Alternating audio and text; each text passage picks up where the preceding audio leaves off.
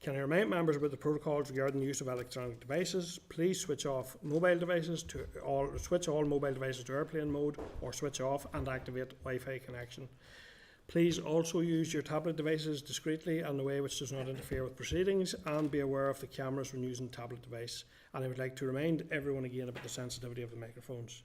Finally, I would like to remind members of your responsibility to declare any interest in any of the items under discussion today. Members, any interest wish to declare? Later on, I just to say that I'm the chair of the Committee of Procedures. It may come up later. Yeah.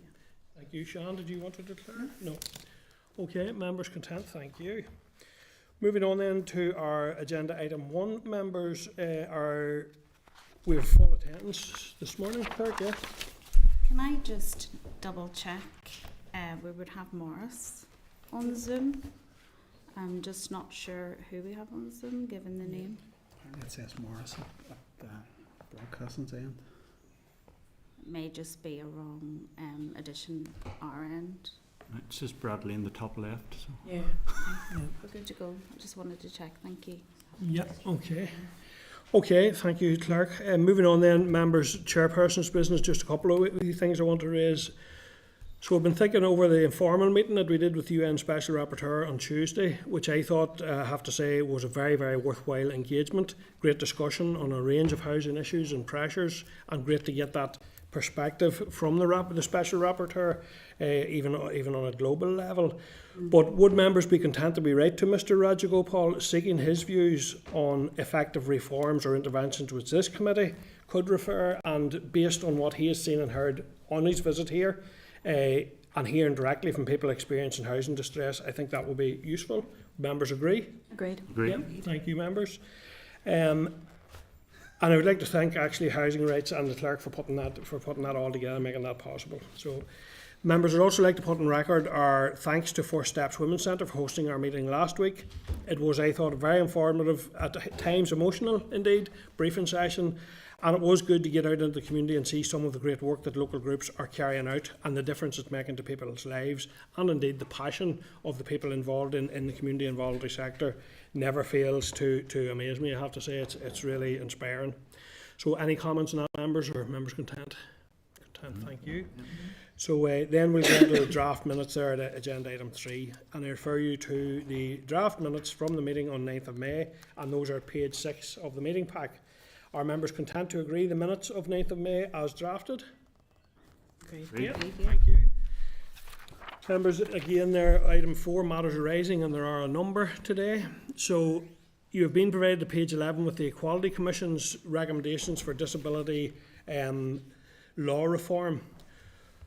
Further to the discussion by the Communities Committee on the Disability Strategy at the meeting of the 2nd of May 2024, the Equality Commission forwarded this paper for the information of members. So just wanted to say, before I come to see if members have any comment, I was very conscious on reading that we are now 26 years post the Good Friday Agreement, which included a clear commitment to delivering the right to equal opportunity in all social economic activity, regardless of class, creed, disability, gender or ethnicity. It is not acceptable, I believe, that our citizens continue to lag behind with respect to the fulfilment of this duty, with no progress in equality legislation or delivery on a Bill of Rights. Equally, the recognition of the need to ensure that UNCRPD is complied with is clearly outlined by the Equality Commission in the attached report, and we, I believe, have a duty within this department and this committee to advocate for its full implementation. So I think it's a long, outstanding piece of work and one that continues to need attention. Any other thoughts, members, on that item? Kelly? Thank you. What was concerning for me was the Malcolm judgment that's referred to within this, and how we haven't caught up with that. I also noted on page 19 that the Equality Commission's report seems to date from March 2012. I'm just wondering if there's been any further update we can get from the Equality Commission, if they anything else they want to say since that publication.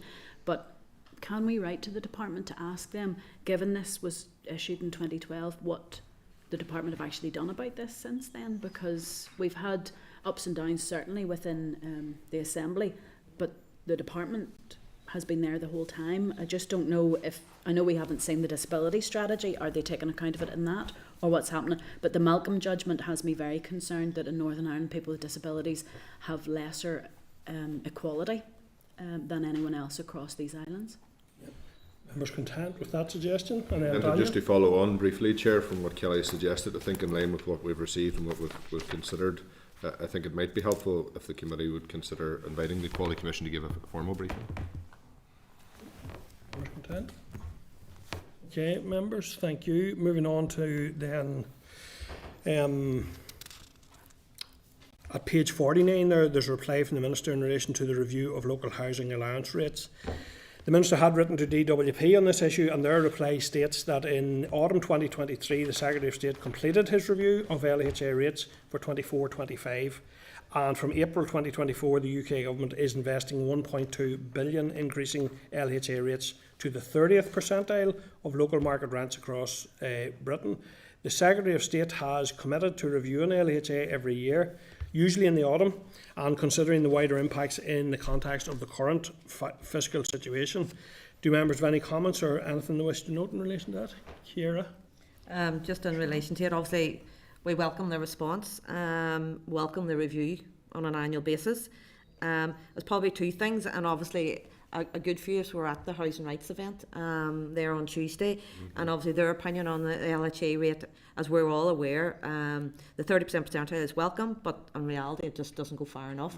And then likewise, just in relation to the end of the response there that we received, in relation to the level of support across GB, I would like to have a comparative regarding the discretionary support. What's the investment that is here in the north in comparison to all the areas within GB? If we could have a comparative there and maybe ask that, or get the department to maybe follow up. Yeah, members content with that suggestion? Yeah. Sian? Yep, and really to echo what Ciara has said in terms of welcoming it as a minimum. I think that was the big take home, is that the 30th percentile as a minimum. My concern is something that I've obviously heard in my office, and I know that it was brought up to the special rapporteur, was that landlords are simply raising rents to counter it. And it's really to see if there's any way of getting an idea, or if there are organisations that would have an overarching view of how widespread that is.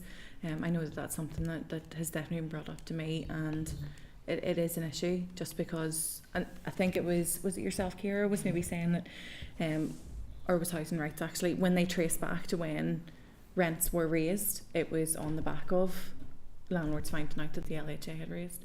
So that's just a concern for me, and I'm just wondering if there's any way of finding a wee bit more information about how widespread that is. Shall I?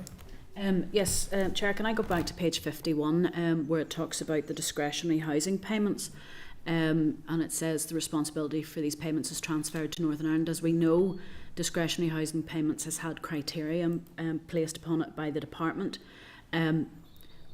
Could I ask if we could write to the Minister to what the plans are for discretionary housing payments moving forward, and if that criteria will be continued?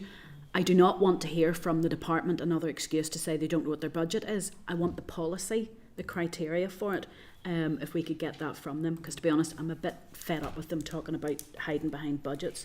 It's the criteria and the policy on this. Members content? Yeah. Yes. Thank you. Okay, members, moving on then to page 52 there, we have a reply from the Department of Finance in relation to the redevelopment of Casement Park. The reply states that CPD staff are working closely with officials in the department to take procurement forward.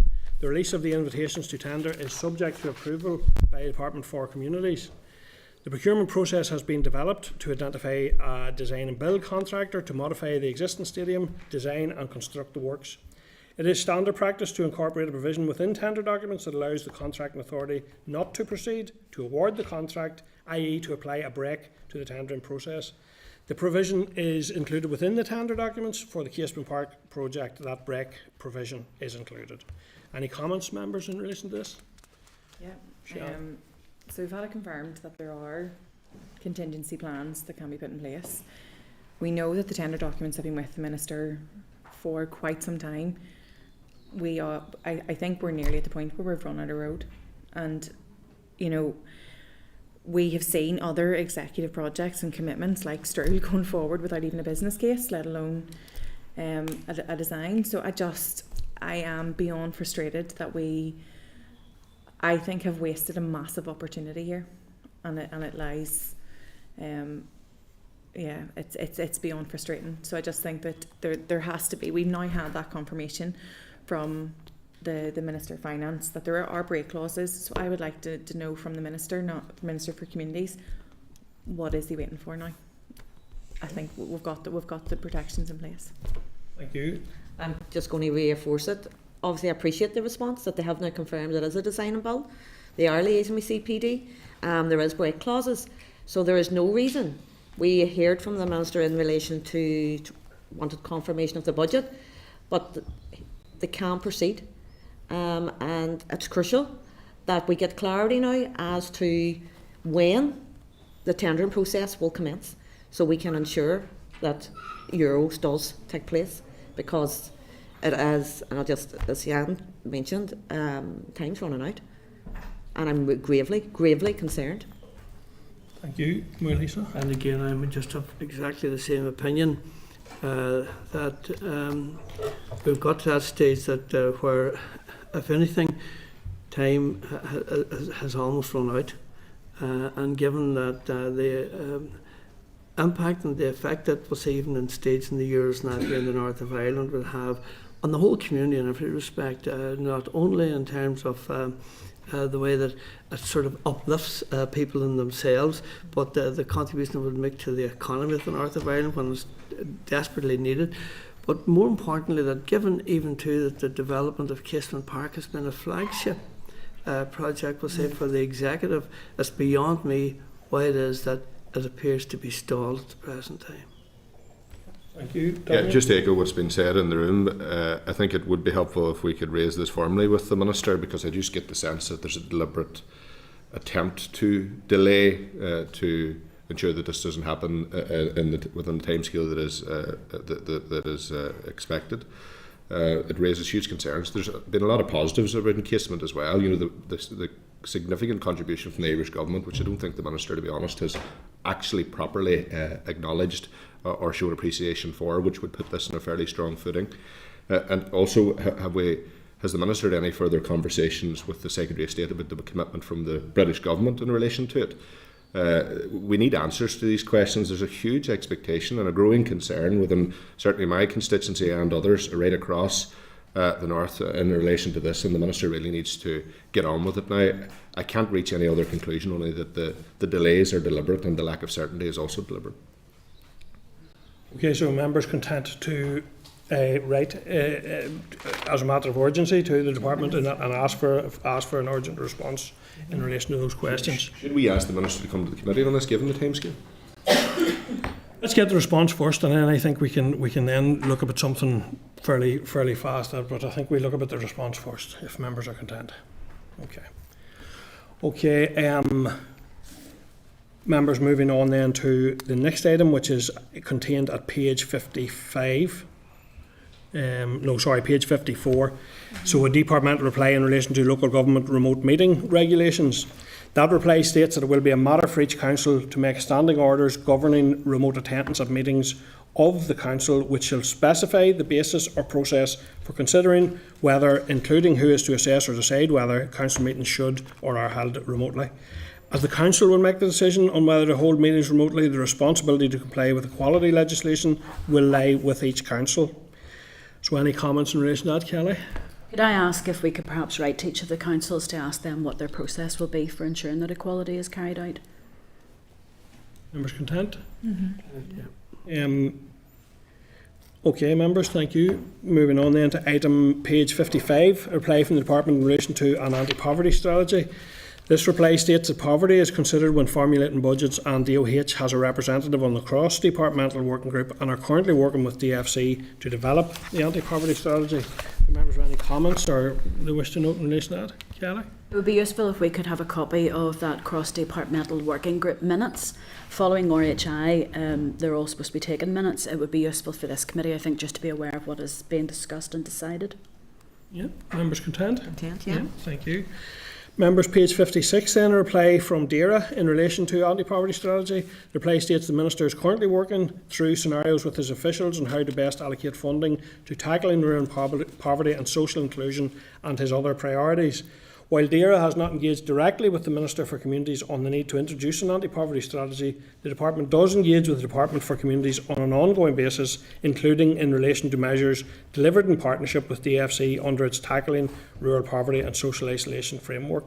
So I just want to say, I am very acutely aware of the benefit of that TRIPSI, as it's known, and I know there had been a previous commitment to increase the funding that, and I think it's really one that would be very, very useful and that vital that it's maintained and increased where possible. Any other comments, members? Content to note. Thank you. Members, page 58, a reply from co-ownership on the difference in the number of homes purchased in the past year in certain geographical areas. The reply states that co-ownership purchased properties right across the north. That said, there will be a different number of purchases in different areas as there are different levels of property transactions in those areas overall. In terms of marketing, the response discusses a brand campaign entitled Co-Ownership Think Again. This runs 3 times a year and will run again during this month. As well as this, they have an always-on digital advertising campaign which runs all year round, not just during campaign periods. Co-ownership has also designated a designated business development team which undertakes outreach to customers and stakeholders, such as financial advisors and estate agents. Any comments in relation to that item? Ciara and then Kelly. I'd just like to welcome the response. Obviously, I really appreciate co-ownership and the lengths and the work that they do to promote it. I suppose just one area, and it's just raising it again as regard, is there a targeted approach in relation to some of the areas that aren't uptaking it within their overall social media campaign, the promotional campaign? I'd like to see if is there a targeted, as geographical areas targeted within it. But I have to commend them for the excellent work that they do and the campaign that they do run. Thank you. Thank you, Ciara. Kelly? I'm going to tie this in with another thing that the Minister has announced recently on the intermediate rent issue. This is about the consumer, so the person who will be renting. What I'd like to find out is, can co-ownership, and this might be a letter to the department more than co-ownership, will co-ownership with their rent to buy be allowed to rent an intermediate rent product that will be coming out as a result of the Minister's competition? Because if that's the case, then in the Minister's targeting 300 homes, we could have the same situation as the housing executive, where there's 300 homes are set up for this intermediate rent, but if co-ownership is allowed to come in as a rent to buy, then those properties could be sold off and then we don't have replacements for them. So it's just to get clarification, will this be an overlapping system? Whether it's overlapping or whether or not co-ownership will be able to avail of take part in the new competition. Well, it's more the customer avails of co-ownership for the rental product, the rent to buy. Will they be allowed to use that intermediate rent homes, whoever wins that contract? Yeah. Fair enough, Clark? Yeah. Members content? Yeah. Thanks. Chair, just quickly, Kelly, but what's the difference? Because they'll not be social housing units. But they're supposed to be available for rent for 25 years. Yeah. So if somebody goes in with co-ownership on a rent to buy with the intention to rent and purchase, then it's like the housing executives, they're renting and then purchasing. So we won't, the competition doesn't extend. We will replace one of the 300 homes if it goes down to 299. So I just don't know. It depletes the stock, basically. If it's or permitted. Excludes those that would be taking up the co-ownership option. Obviously, I don't know the answer to that, but I don't think it does deplete the stock, because fundamentally the same argument around the right to buy, predominantly the people that would be going to those would be residing and staying there. It's the questions around whether that person would then be able to rent that out beyond that in terms of purchasing it, which you wouldn't be able to do under co-ownership. It's just to find out if that's in the Minister's thoughts with regards to that intermediate rent, or are these houses only ever able to be rented, which is a different matter. Yeah. Okay, thank you, members. I'm just checking, Morris, you weren't looking in there. I noticed you were moving there, but you weren't looking in. No? Okay, thank you. You will raise a hand on Zoom, Morris, isn't that right? Yeah, thank you. Okay, thank you then. Members, then page 60, there's a departmental reply in relation to social inclusion strategies and a sign language bill. The reply states that to date vacancies have not caused any significant impact on the development of the strategies.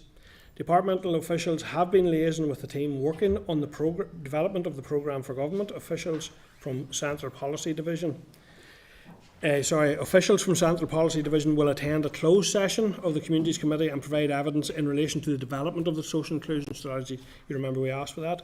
Officials are currently preparing draft policy proposals for a sign language bill. When the Minister has considered these cross-cutting policy proposals in detail, he has previously indicated that he intends to seek executive approval to introduce a sign language bill to the Assembly at the earliest opportunity. Subject to this process, officials will then write to the Committee to provide the information that it has requested. So are members content with that? Or wish to comment? Yep. Members content, thank you. Okay. So members, we are now going to go into closed session to receive a confidential briefing from the Assembly Bill Office. So I'm going to request closed, and then it'll take a few minutes for that to be brought into effect. Committee Room 29. Sound.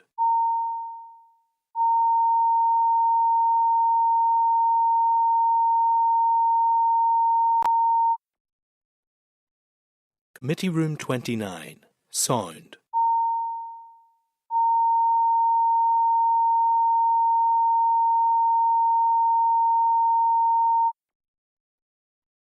Committee Room 29. Sound.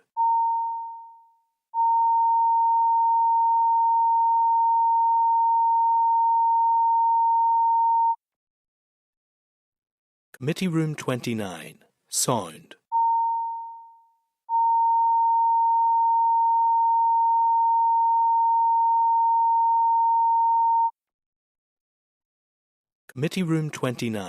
Sound.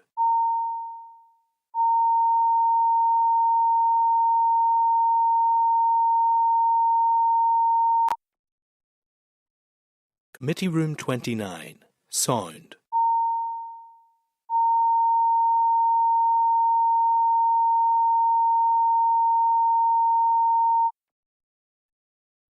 Committee Room 29. Sound.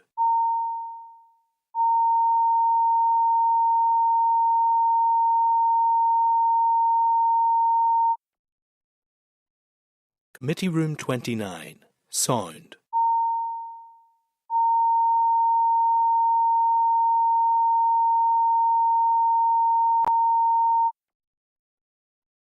Committee Room 29. Sound. Committee Room 29. Sound.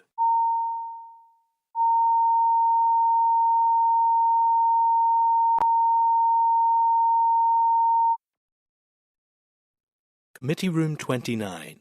Sound.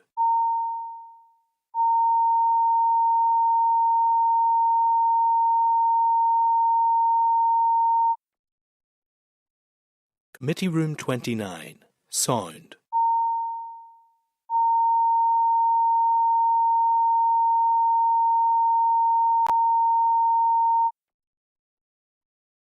Committee Room 29. Sound.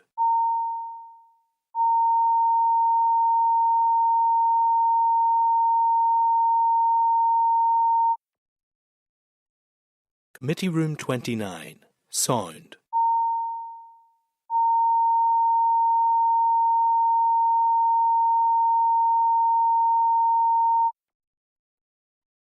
Committee Room 29.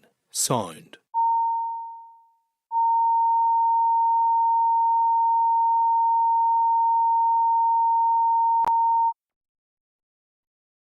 Committee Room 29. Sound.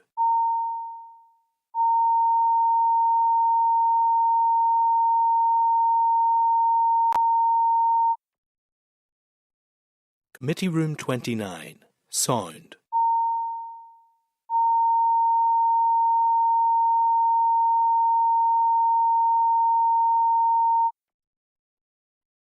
Committee Room 29. Sound.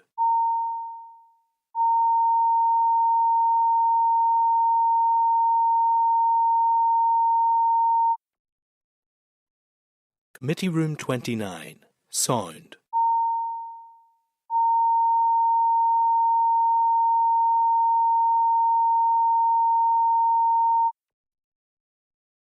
Committee Room 29. Sound.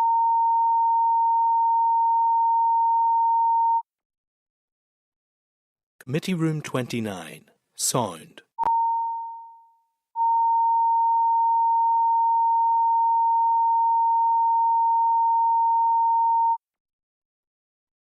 Committee Room 29, Sound.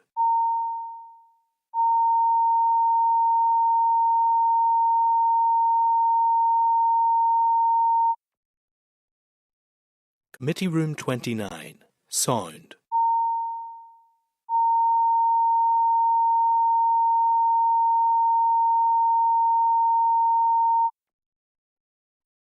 Committee Room 29, Sound.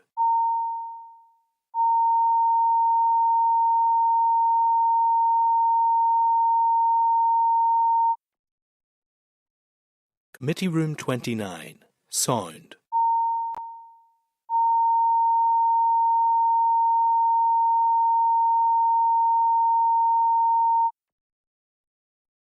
Committee Room 29, Sound.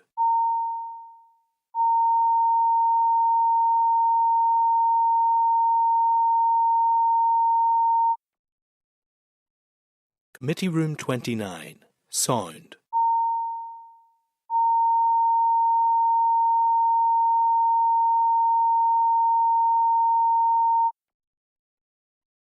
Committee Room 29, Sound.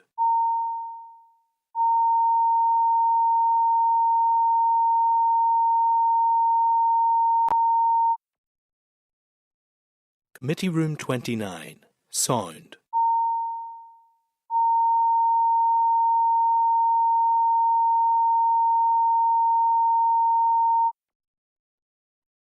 Committee Room 29, Sound.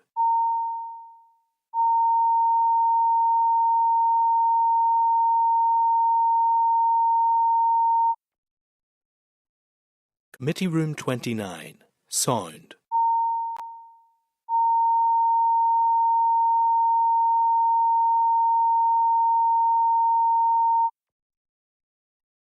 Committee Room 29, Sound.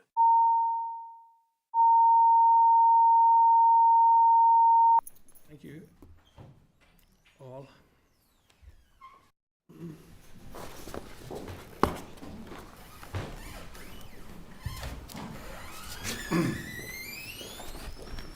In public session. Okay, members, thank you. So we're now back in open session, and before proceeding then, can I refer you all to the updated clerk's memo which was reissued yesterday evening.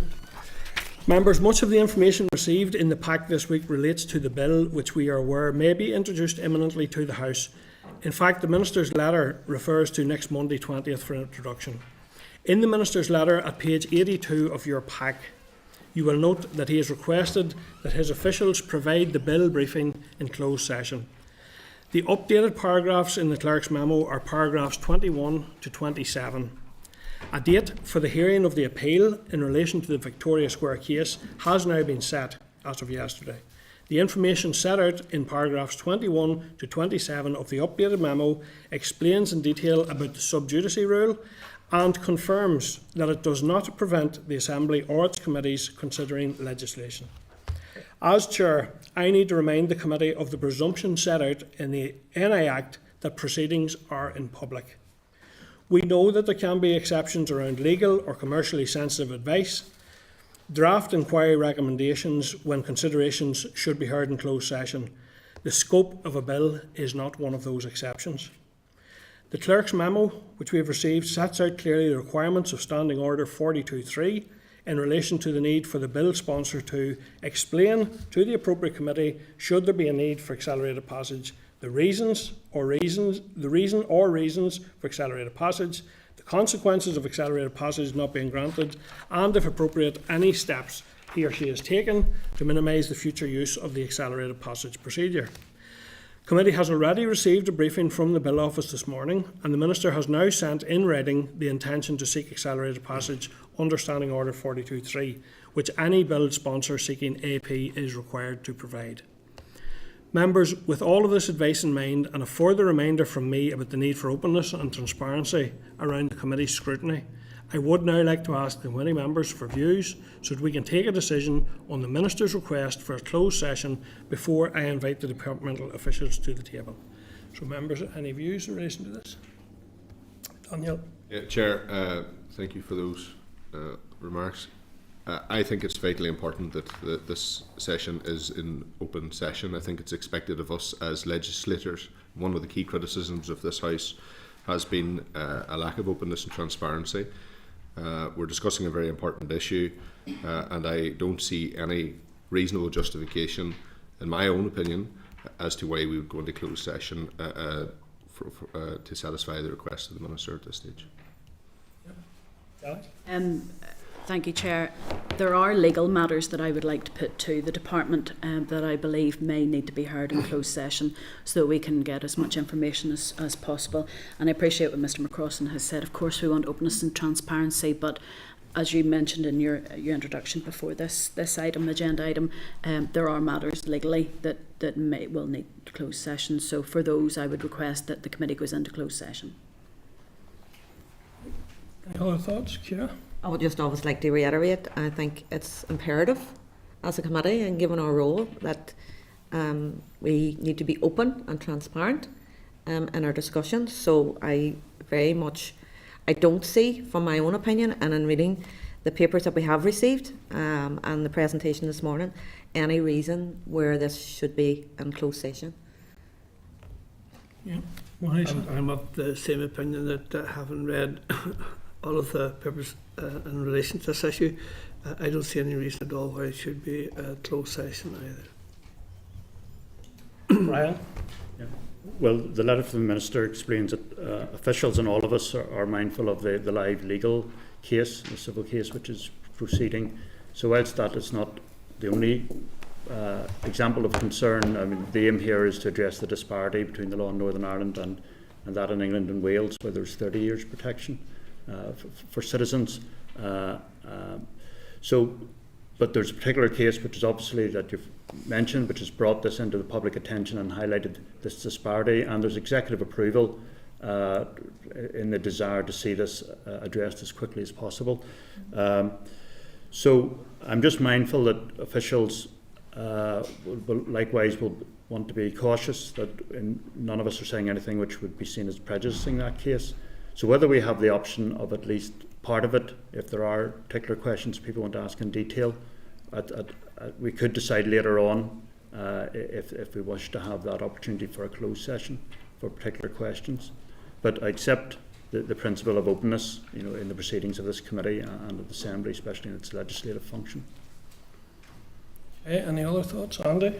Yeah, Chair, obviously a lot of deliberation around this, and I myself have carefully considered all the information that we've been provided, and I'm not persuaded that going into closed session is the right thing to do. So I'd be of the view of other members that we proceed with the briefing in open session. Okay, members, I think there is a majority within the committee that we take this session in open session. Yep, members agreed. Okay, so members, I am now going to proceed to bring the departmental officials to the table. So members, the briefing paper from the department is at page 84 there. I will welcome as they arrive now into the room.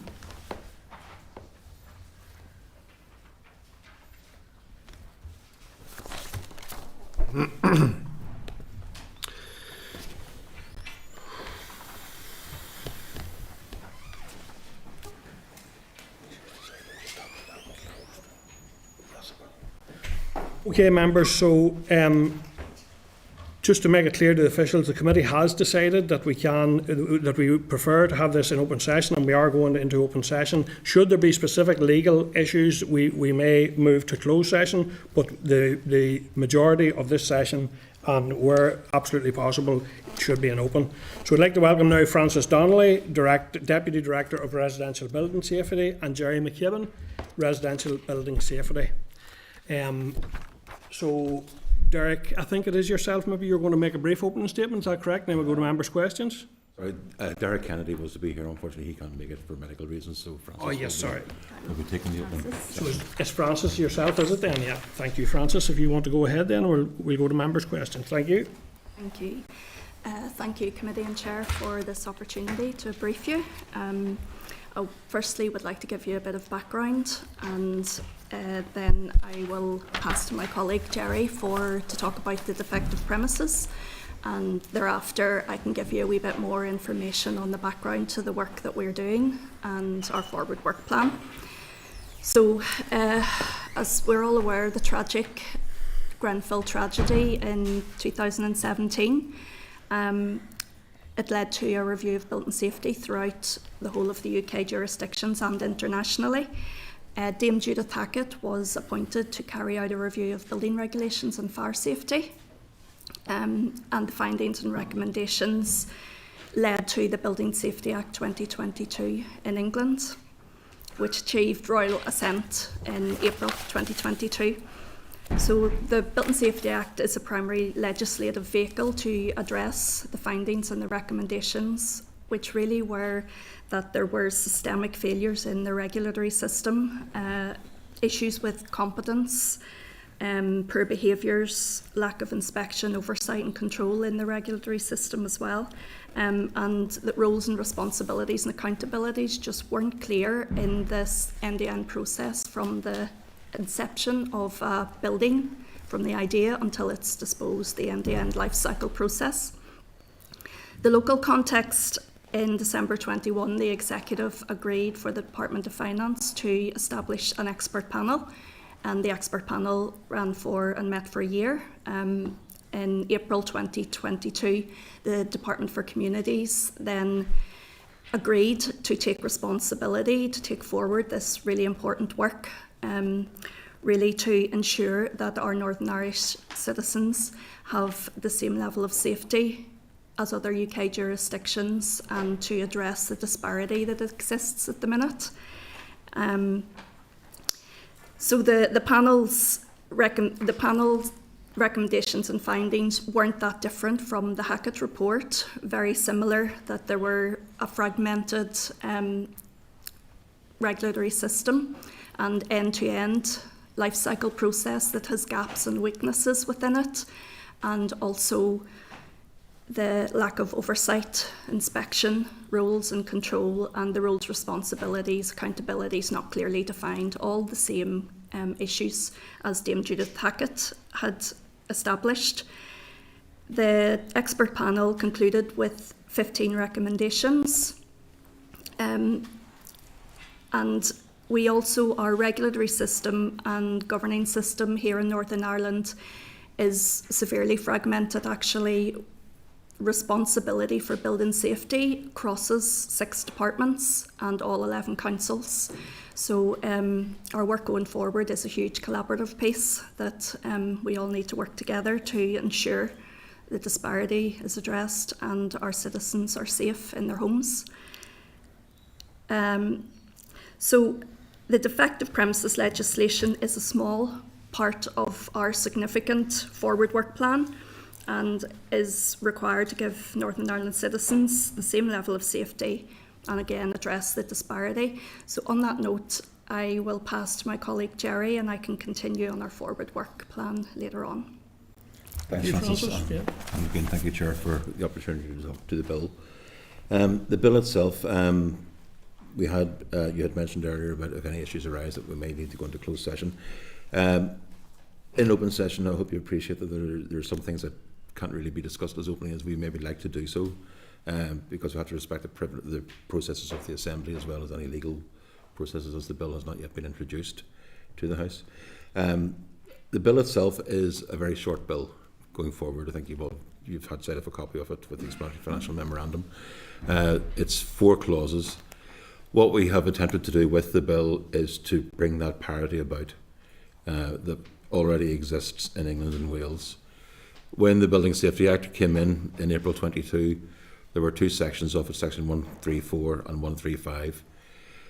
Section 134 made amendments to the English and Welsh Defective Premises Act 1972, and Section 135 then changed the Limitation Act 1980 in England. What we have done with this bill is to bring similar provisions in to amend our own Defective Premises Northern Ireland Order 1975 and to make amendments then to our Limitation Order, Northern Ireland Order 1989. The bill itself, the Defective Premises legislation, or the order itself, if we can look at that initially, the Defective Premises Northern Ireland Order as it stands only addresses new build. It's designed for the creation of a dwelling, effectively, and it gives an opportunity. It requires that the person responsible for creating the dwelling has to do it to the best of their skill, using the best of the materials that are available to them, to ensure that there's a quality house at the end of the process. This legislation will introduce new clauses into that, which extend it slightly in accordance with what's already there in Section 134. What it will also clearly state out is that as far as the new introduction or the new powers that are being introduced through the additional section that will be put into the order, those new powers cannot be applied retrospectively. They're just purely for work going ahead from the date of the order of the Defective Premises Bill coming into operation following royal assent. Section 135 of it, as I said, addresses the limitations of it, and we have put in similar provisions to give the Northern Ireland citizens the same limitation powers that they would have in England and Wales at the moment. So yes, we are extending the current limitation periods in keeping with the decision that was taken in England and Wales. And there will be that retrospective element of it introduced as well this time around for new build. There are some limits on it as well, which the bill will clearly set out in terms of whether an ongoing case, if you like, will be covered by the bill, and whether how the bill will be addressed by the courts should there be seen to be any impact upon the convention rights of a defendant under human rights legislation. The other thing that the bill will be doing is transferring the Defective Premises Order responsibility from its current home in Dara to DFC. You may be aware that there was already a transfer of functions order that had been started to be developed by the Dara officials with the OLC to do that from initial conversations that we had back towards the tail end of last year. It's decided that this is the cleanest method of making that transfer, and it also it's in keeping with the Minister's stated intention that the bill proceeds through the accelerated passage procedure, that it doesn't present any more potential roadblocks for the progress of the bill through the Assembly. And finally, the fourth clause and the final clause in the bill is simply a commencement clause that says that the bill will come into operation in its entirety one day after it receives royal assent. That is the position with the bill as it stands at the moment. We have been working with the Bill Office and the Assembly Business Office to try to schedule the various stages in the Assembly, and we would hope to have the introductory stage certainly within the next coming week or two. It should be on the Assembly Business. After that, then obviously we're in the hands of the Assembly Business team to schedule the other appointments. Okay, thank you. Francis, do you want to say something further then? Yes, I was just going to give the committee a bit of information on the work that the Department for Communities has done to date, because obviously we are working at pace to really ensure that the disparity issue is addressed as soon as possible. So April in 2023, last year in April, Department for Communities took responsibility, and since then we have established a residential building safety division within the department. And even before that was established, there was work ongoing with current officials to address some of the key safety measures in the expert panel's report, which really was remediation of any existing stock that was potentially at risk. So that 7 out of 15 recommendations have been substantially advanced.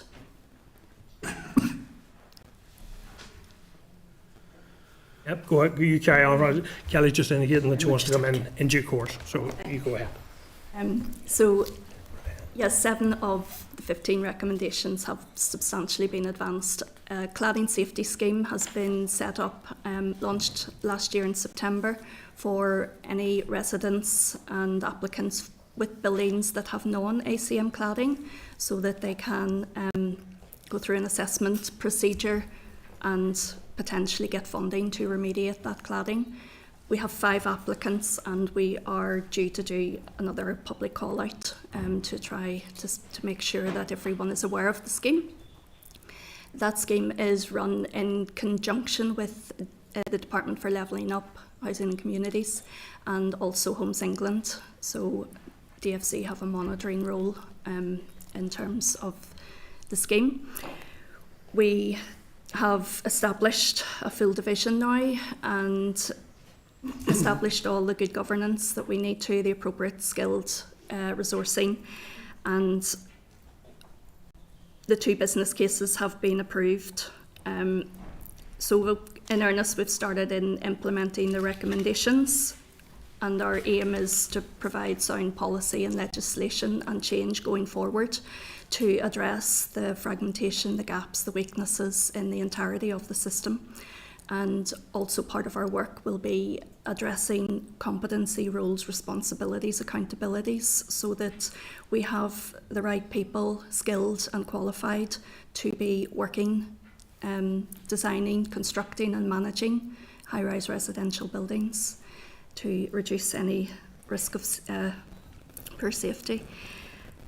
We have also developed a roadmap, which was one of the recommendations, and it was published on the 2nd of May, and it outlines how and when we are going to address all of the recommendation in the expert panel's report and all of the other important work that comes around that. As we progress, we've already done some preliminary stakeholder engagement, and we will be engaging with residents, industry, managers of buildings, public sector, clients of housing, and really to get the relevant expertise, because the Northern Ireland landscape is different in several ways from our other UK jurisdictions. So it's important that our approach is proportional to the Northern Ireland landscape. All of the problems are the same, but how we will address them and implement change will be different. The regulatory process, we are regulated in terms of building control. All other UK jurisdictions in the Republic of Ireland are self-regulated as well. And the other thing that we are cognizant of is that Northern Ireland is made up largely of small, medium enterprises, and it's important that anything that we change in the regulatory system is not burdensome, and but also achieves the objectives that we've set out to achieve. We also have a different risk profile in that we do not have as many high-rise residential buildings, but without risk assessment, it's unknown as to whether we truly have a risk. So that work has already commenced in establishing all of our Northern Ireland stock, and we are looking at above 11 metres, above 5 stories, because that's predominantly where our high-rise stock will lie. And it's obviously important for us to liaise with other central government and local authorities. Okay, is that you, Francis, or are you just taking a wee break? A wee water? That's you? I can deal with the work streams and the forward work planning questions, if that's okay. Thank you. Okay, so thank you for that very much. And can I just say at the outset, so I think we're unanimous in our view that we want to absolutely see people's rights here being protected and enshrined to ensure that they have the full access to those rights and those protections. And because of that, we want to see robust legislation that will stand up to the rigours of of all of that. So that's the context within which I suppose committee are engaging today, and I hope that's clear. So you had mentioned there a fragmented regulatory system, and you talked about gaps and weaknesses in the system. And again, so it's clear that those need to be addressed and addressed in a way that do stand up to rigor. You'd mentioned also that currently the responsibilities cross 6 departments.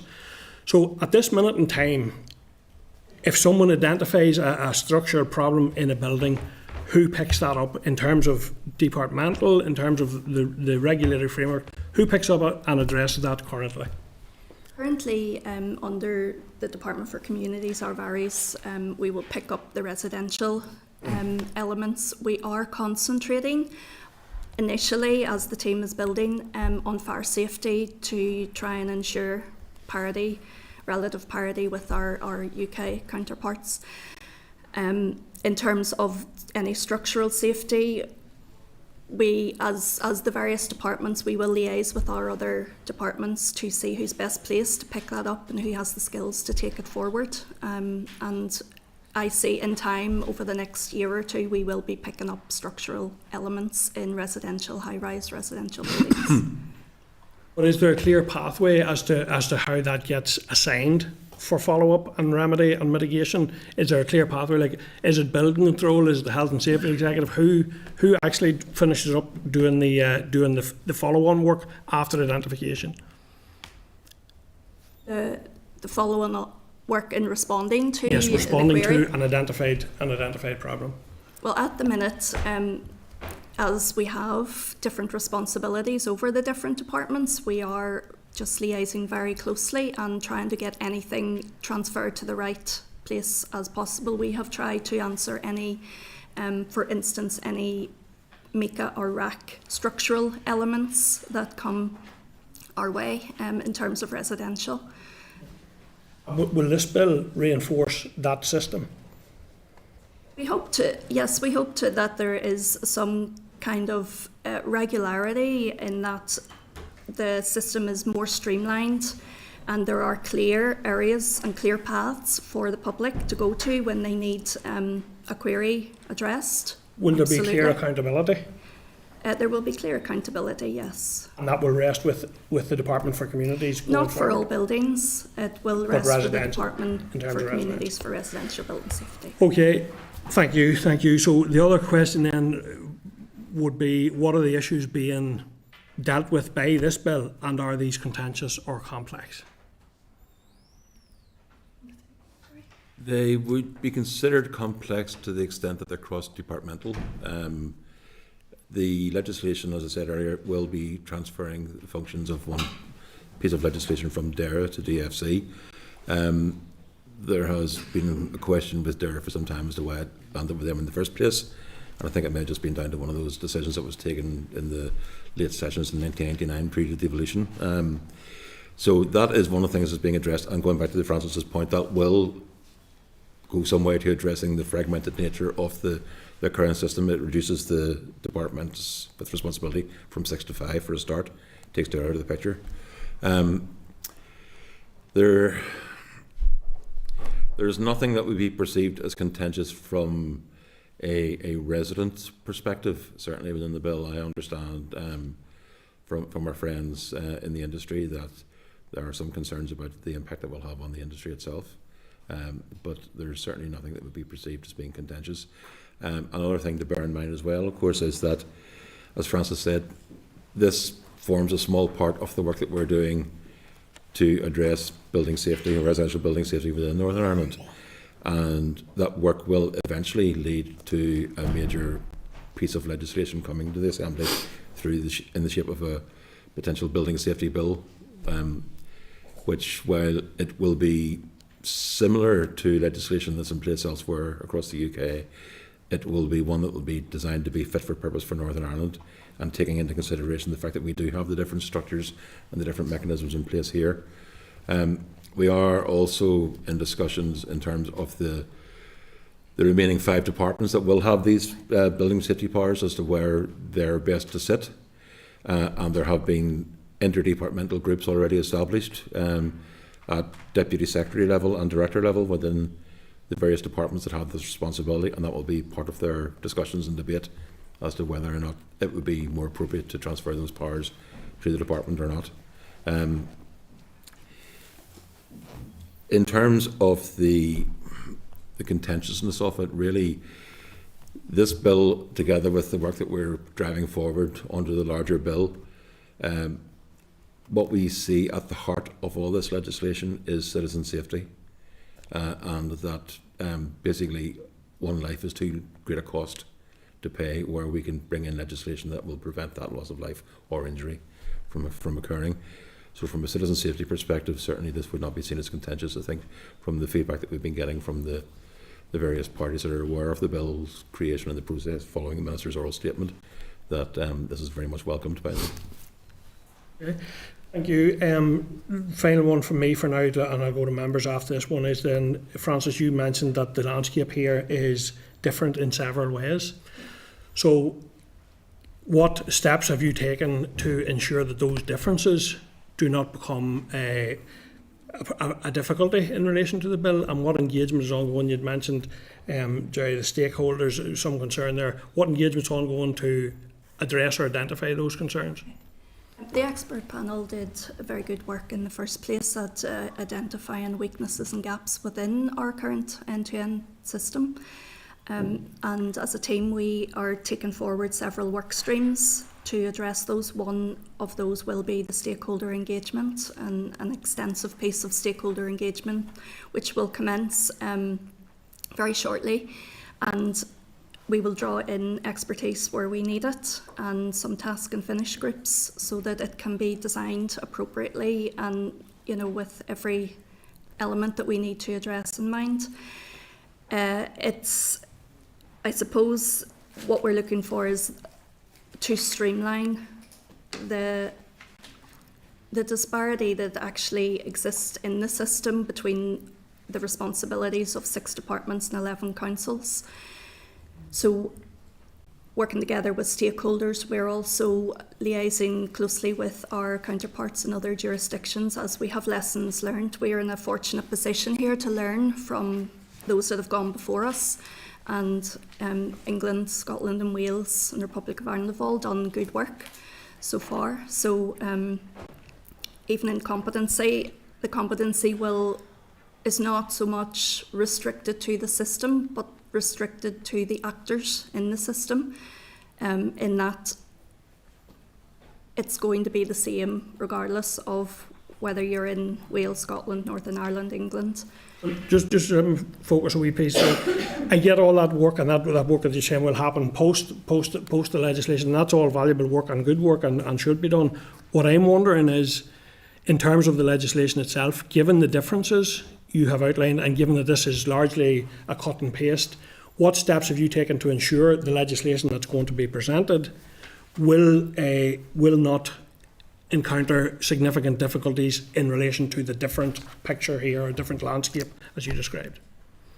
The different landscape is more so in the regulatory element and the fact that we have departments with different responsibilities, not so much in what the defective premises legislation is trying to achieve. That is the same in all UK jurisdictions. Okay, I'll go to members then. So I'm starting with Maurice, who we have on screen joining us on Zoom. Maurice, go ahead, please.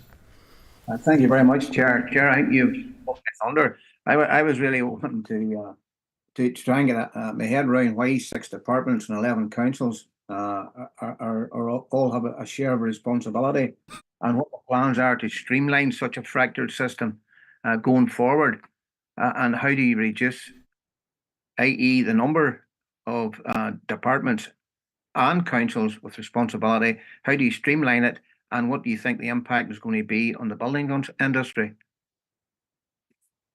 Okay, we have working groups set up with all departments, and we're commencing our engagement in terms of local authorities as well.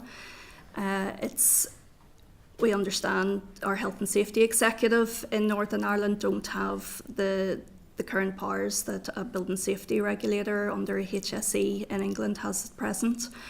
So we would need to work that through collaboratively, and I think in the policy development, our research and our engagement will inform what direction and what shape we take forward in terms of trying to rationalise those responsibilities and trying to focus on a collective oversight and control, which England have done in the form of a building safety regulator. That may be something that we look at here in proportionality, of course, because our building control is local authority. They have responsibility. And sorry, Maurice, can you repeat the second part of your question there? Yeah.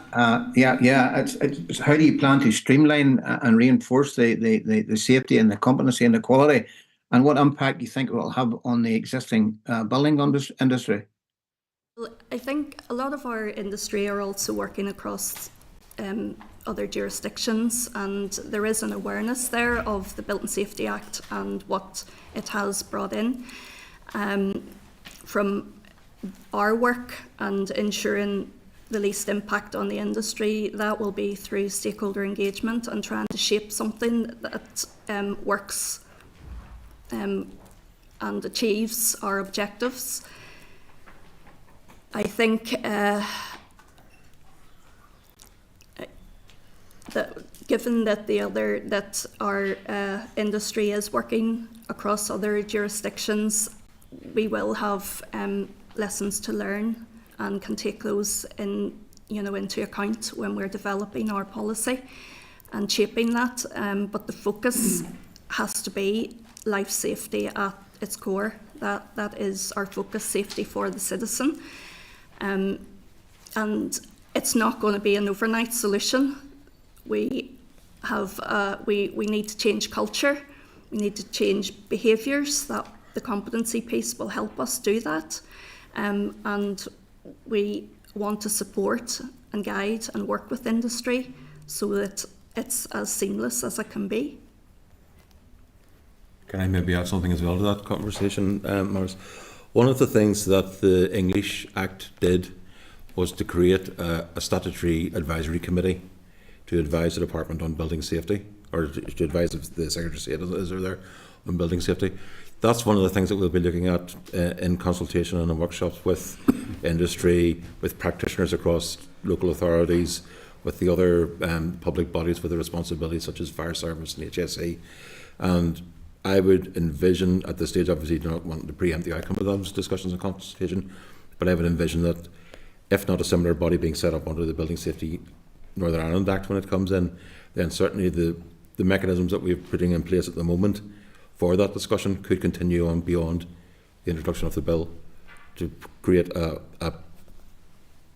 workshop, if you like, or an advisory group or a working group that will consider this across the whole spectrum of the structure as it stands at the moment to advise us on any changes required going forward. Okay. All right, Maurice. Yeah, you're on mute, Maurice, but I think you're thanking the officials for their answers there. So thank you, Maurice. So now I have Kelly, then Brian, then Daniel. So Kelly, go away, please. Thank you very much, Chair, and thank you very much, Jerry and Francis. Can I bring us back to actually the defective premises bill rather than the building safety bill, which we don't have in front of us? Could I just ask, you've talked about the complexity because there's another department involved, and to be honest, I have no argument with the changeover. It makes perfect sense for this to be within communities where housing is. But can I just ask, the complexity, and you've talked about designing the other building safety bill, designing it appropriately and talking to stakeholders and having all of that.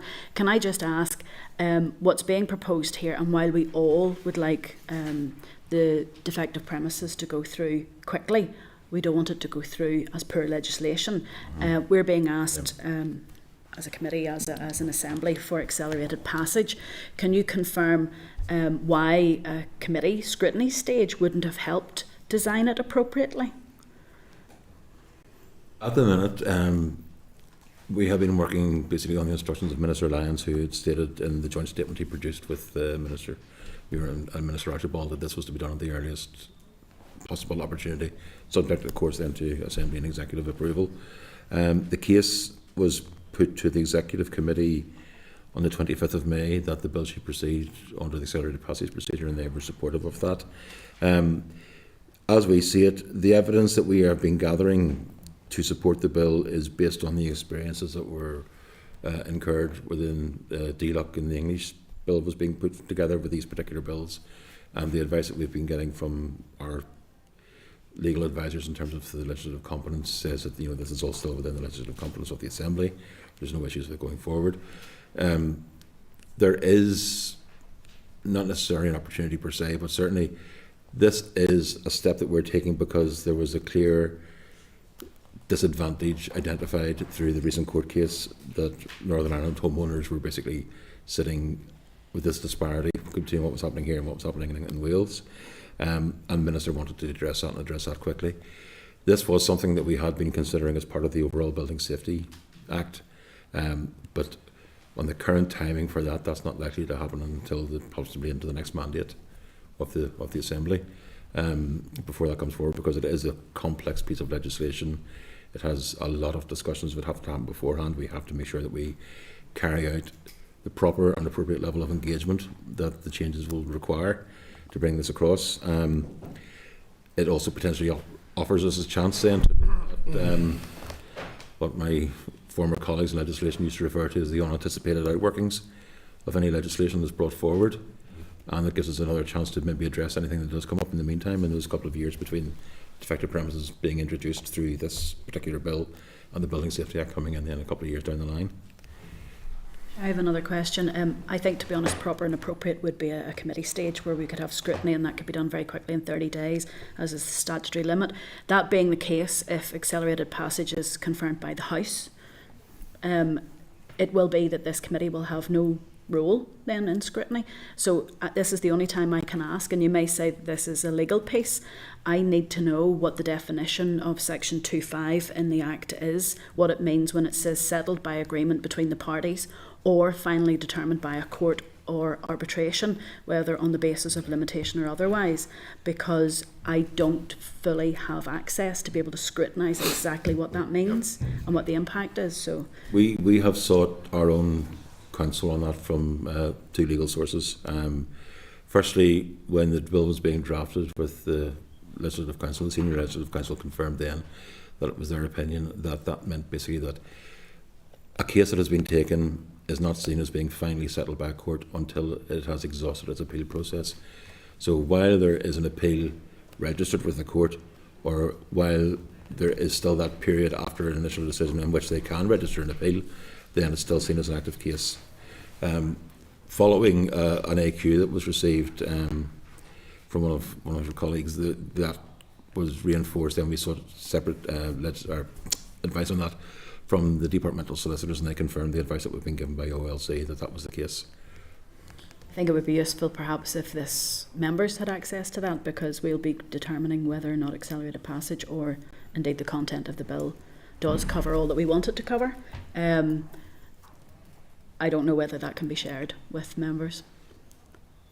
We can look into sharing the legal advice, certainly. I was talking to the Minister this morning before coming up here, and he does intend to make that case very clearly when it does come to the second stage of the bill in the Assembly, that he will be emphasising that this is based on the two sources of legal advice that we have received to date.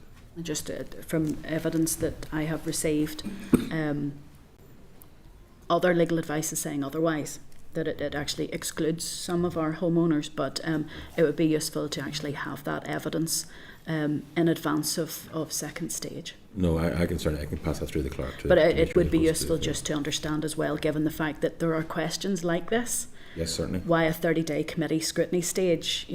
I appreciate we can do this quite quickly. It would be useful to have that in writing, perhaps from the Department, from the Minister, just to explain why that's not being considered the committee stage. I understand that the Minister has written to the Chair now, to yourself. We've been asked for accelerated passage, giving reasons, but there hasn't been a reason why the committee stage was not to be included. The Minister has indicated his intention to ask the House for accelerated passage, really.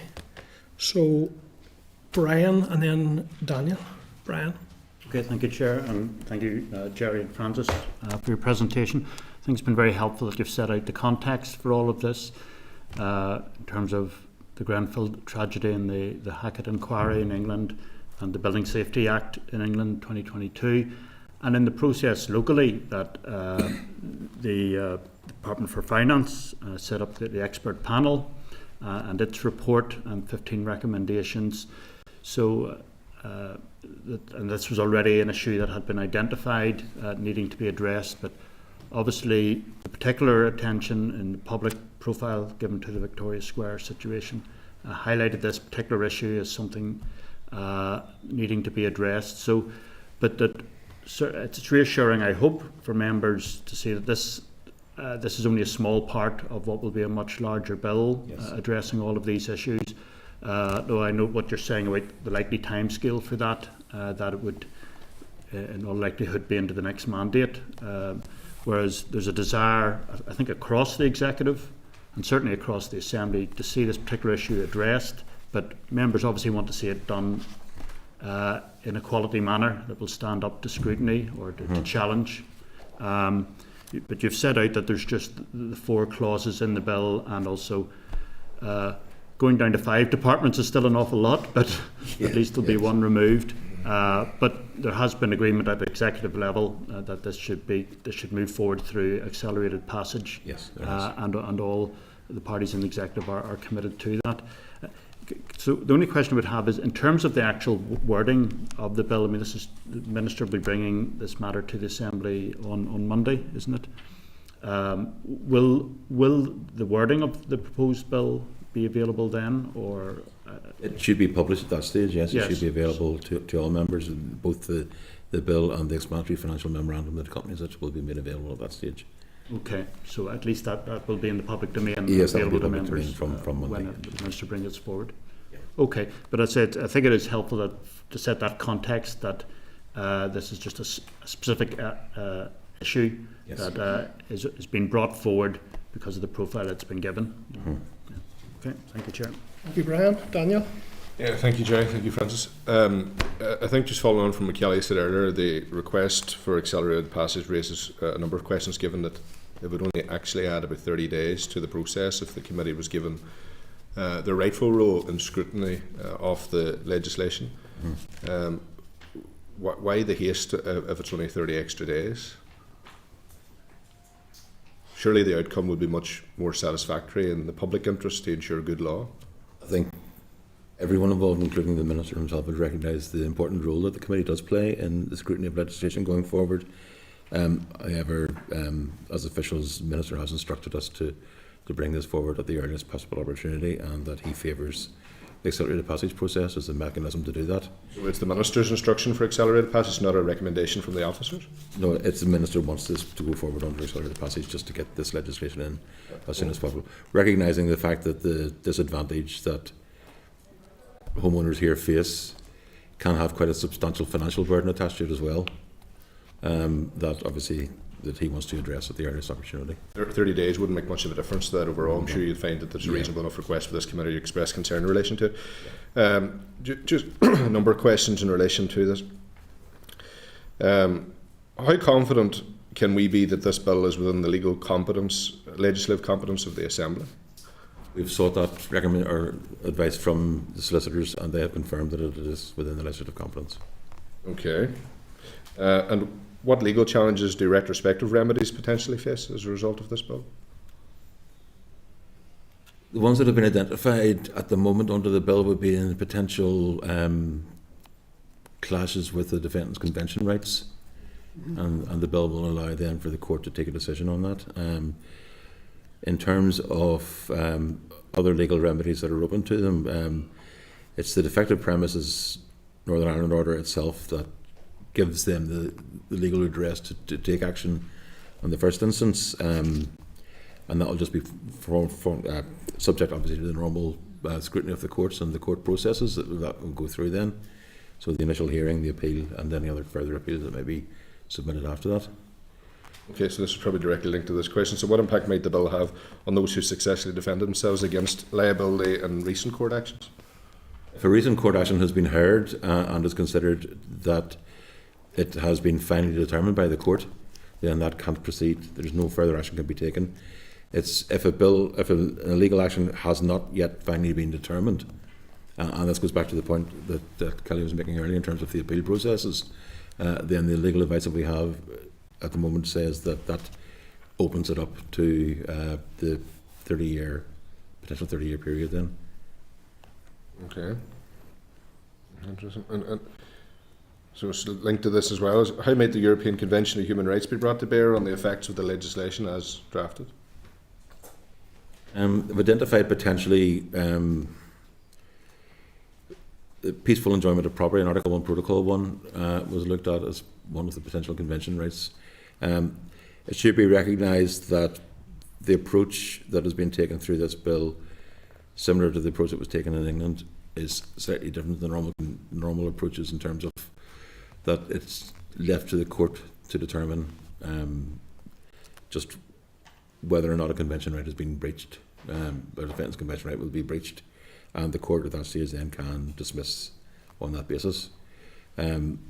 We have sought advice, as I said, from legal representatives. Attorney General initially had given some advice when this was first mooted in terms of the convention rights as well, and they seem to be content that leaving this to the court would be, while it's not a common approach, it would be an appropriate enough approach to do in this case. Okay. I'm not entirely sure, Chair, that it would give comfort to those that we're thinking on today that are directly affected, to be honest, and that's why again I question why this has been requested for accelerated passage and the avoidance of committee scrutiny. I just want to touch on another area that Francis mentioned briefly, Chair, and it was in relation to MICA and RAC. I missed what you had said in relation to it. What's the relevance of that to the bill in question in terms of defective premises?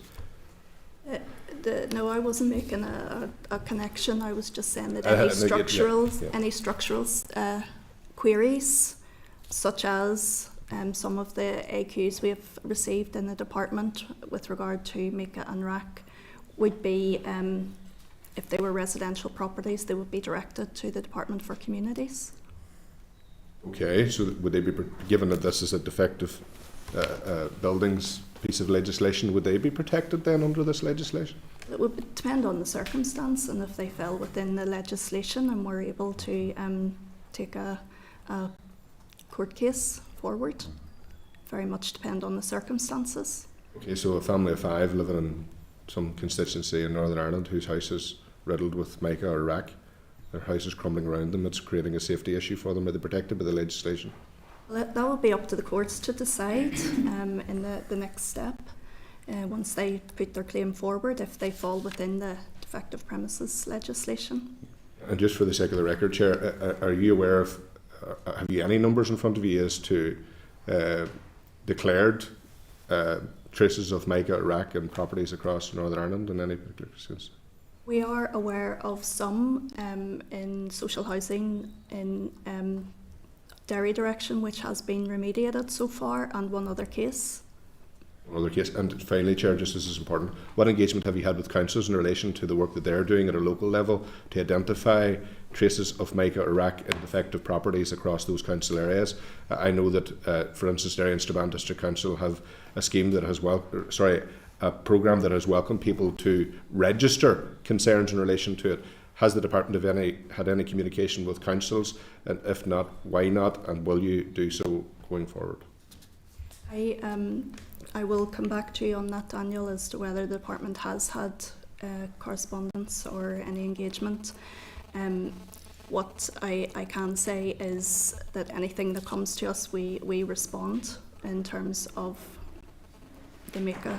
The concern I have in relation to it, Francis, is, if you indulge me briefly, in the AQWs that I have submitted to the department, and every answer that I've received, it has said that the department is not aware of any traces of MICA or RAC in any properties across Northern Ireland, with the exception of the ones that you've indicated. Whereas I personally, in my own constituency and indeed in neighbouring constituencies, am indeed aware of MICA and traces of RAC that exist, and the local council, local authority, being Derry and Strabane District Council, have been notified of such. So is it the case that the department are just not doing the necessary work to identify the cases of Not this at in all, defective premises? Daniel, Just let me. So an important issue, Daniel, without doubt. However, to be fair to the officials, this briefing is on the legislation, and I think they may not have answers. I think they've committed to coming back to you with answers in relation. Just to clarify, the point I'm making is I want to see that there's protections for those defective residential properties that I have no doubt are going to come forward in the coming years. Maybe if I can address some of your concerns there, Daniel. The legislation that we're putting forward is amending, existing defective premises that Order Northern Ireland has. That order, as it stands at the moment, clearly states in it that if there's a defect to a dwelling, a new dwelling, and that defect is seen to render the dwelling uninhabitable, then the defective premises route is open to a building owner or homeowner to address that through that. Then our bill coming along after that, if it is a new dwelling, will introduce that 30-year period. So that will give them that further period in which to take any action against a developer or a builder who constructed that using defective premises. But that's going to be up to the courts to determine whether or not the material was defective or how that defective element of the building has rendered it uninhabitable and what the outcome of that's going to be. What we are doing with our particular bill is just to extend the opportunity to take those actions, if you like, with a homeowner, and that would equate to the same approach, whether it's rack, mica, whether it's a cladding issue, whether it's an internal issue with something that's been created, and a structural issue. That's open. There's no restriction on the defective premises order as it stands in terms of building height or building materials or anything else like that. It's purely where a building is determined to be defective. Thank you, Chair. Thank you. Thank you. So I want to thank the officials for coming today and for doing the session here. I'll come back to you in a second, Kelly. I suppose throughout the presentation, it has struck me very strongly, not only in terms of scrutiny, which is an absolutely important role, but in terms of, and again I go back to ensuring that the legislation provides adequate protection and protection that's robust and rigorous.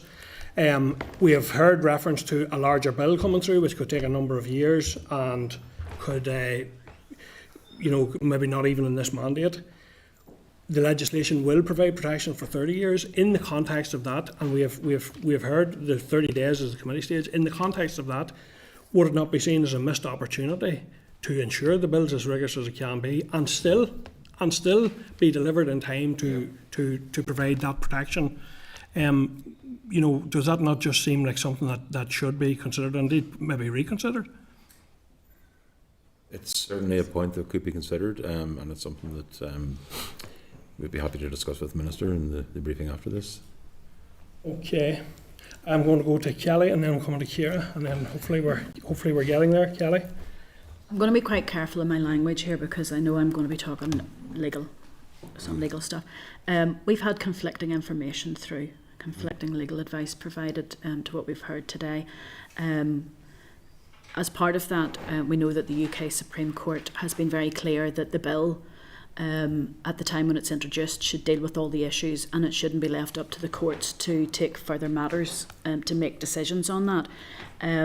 The conflicting advice that we have received is that allowing plaintiffs to reopen a case that has already been determined by a court, the Assembly would be interfering with that judicial process. I'm still not 100% certain that in the proposed legislation that 2.5 is clear enough in that definition, and I can only say that in a scrutiny position I would be able to go into this in a lot more detail, but I'm not convinced that what is being proposed will not end up in other courts to be determined. On that basis then, is there anything that you guys can provide to us? And I know I've asked for if you can check with the Minister if we can get access to that legal advice. I'm just very concerned that in providing us with information today, this committee is being drawn into a discussion stage when we can't actually scrutinise this in detail, and will be asked in the consideration stage and beyond, if this goes through accelerated passage, to move forward in something that when we don't have the evidence. And I'm just wondering what you can do to help us with that. We will endeavour to provide whatever evidence we can, and we'll take comments back to the Minister and have discussions. Terry, anything else to add? No. This, as you know, has been based largely on the experiences of the officials and lawyers in DLUC when they were putting their bill together. And we have tried where possible to apply that in Northern Ireland through the drafting that the OLC has done for us. Just I'm concerned on that because we're being asked in the letter that's come through that accelerated passages seems to be on the basis of evidence from here. Homeowners here will continue to be at a disadvantage and may leave homeowners with substantial financial burdens, or it may present problems with mortgages, for example. So it seems to be that there's evidence here instead of DLUC's evidence. Just to be clear on that, is there evidence? The disparity in that citizens here don't have the same level. They're at a disadvantage from the legislation in England and Wales currently, and that in itself, I suppose, if citizens are at financial disadvantage, you know, yeah. And also if there's any safety questions that they have the same recourse to the legal justice system as other citizens in other parts of the UK. Okay, Ciara. Finally. I don't want to repeat or copy what anybody says, so I'm just going on your last point because it's very much about the impact and ensure that what the purpose it's set out to do, that'll actually achieve it. So we got good information from RAISE in relation to the summary of comments in relation to the limitation periods. So I just want to zoom on that, particularly in relation to concerns that were raised in relation to tenants or leaseholders, how they would fund their legal costs, and many felt there needed to be a legal scheme for this, otherwise it was meaningless for ordinary people. Has any consideration been given by officials to that, to maybe consider that as part of this bill going forward? No, there hasn't been. It's the judicial system obviously is open to anyone to apply under the defective premises order, and the changes that are made to this just give them a bit of extra time to do so. There's been no consideration in terms of the actual overall legal cost of this. It's just seen as something which, you know, the legal costs will have to be borne by the applicant or the defendant, depending on the outcome of the case as well. And I'm sure any outcome will come with a ruling for costs. Okay. And just for other information, we're conscious that obviously the original bill changed whilst it went through the House. We're not privy to that detail and information. Could you throw light on, because obviously it changed from 15 to 30 years, etc. Can you throw any light on those changes that took place whilst going through Parliament, through each stage? Because we're only privy to obviously the original bill and to those that presented evidence to the committee. And there was a number of concerns raised then by the industry, for instance, as well. So it's just getting a feel for... The 30-year period that was introduced in England was introduced on the back of concerns about the period of deregulation that happened there around the late 80s, early 90s, that was perceived as leading to a downturn in the quality of construction and the cheaper materials being used in the housing market. So the intention of the 30 years was to address as much of that period as possible.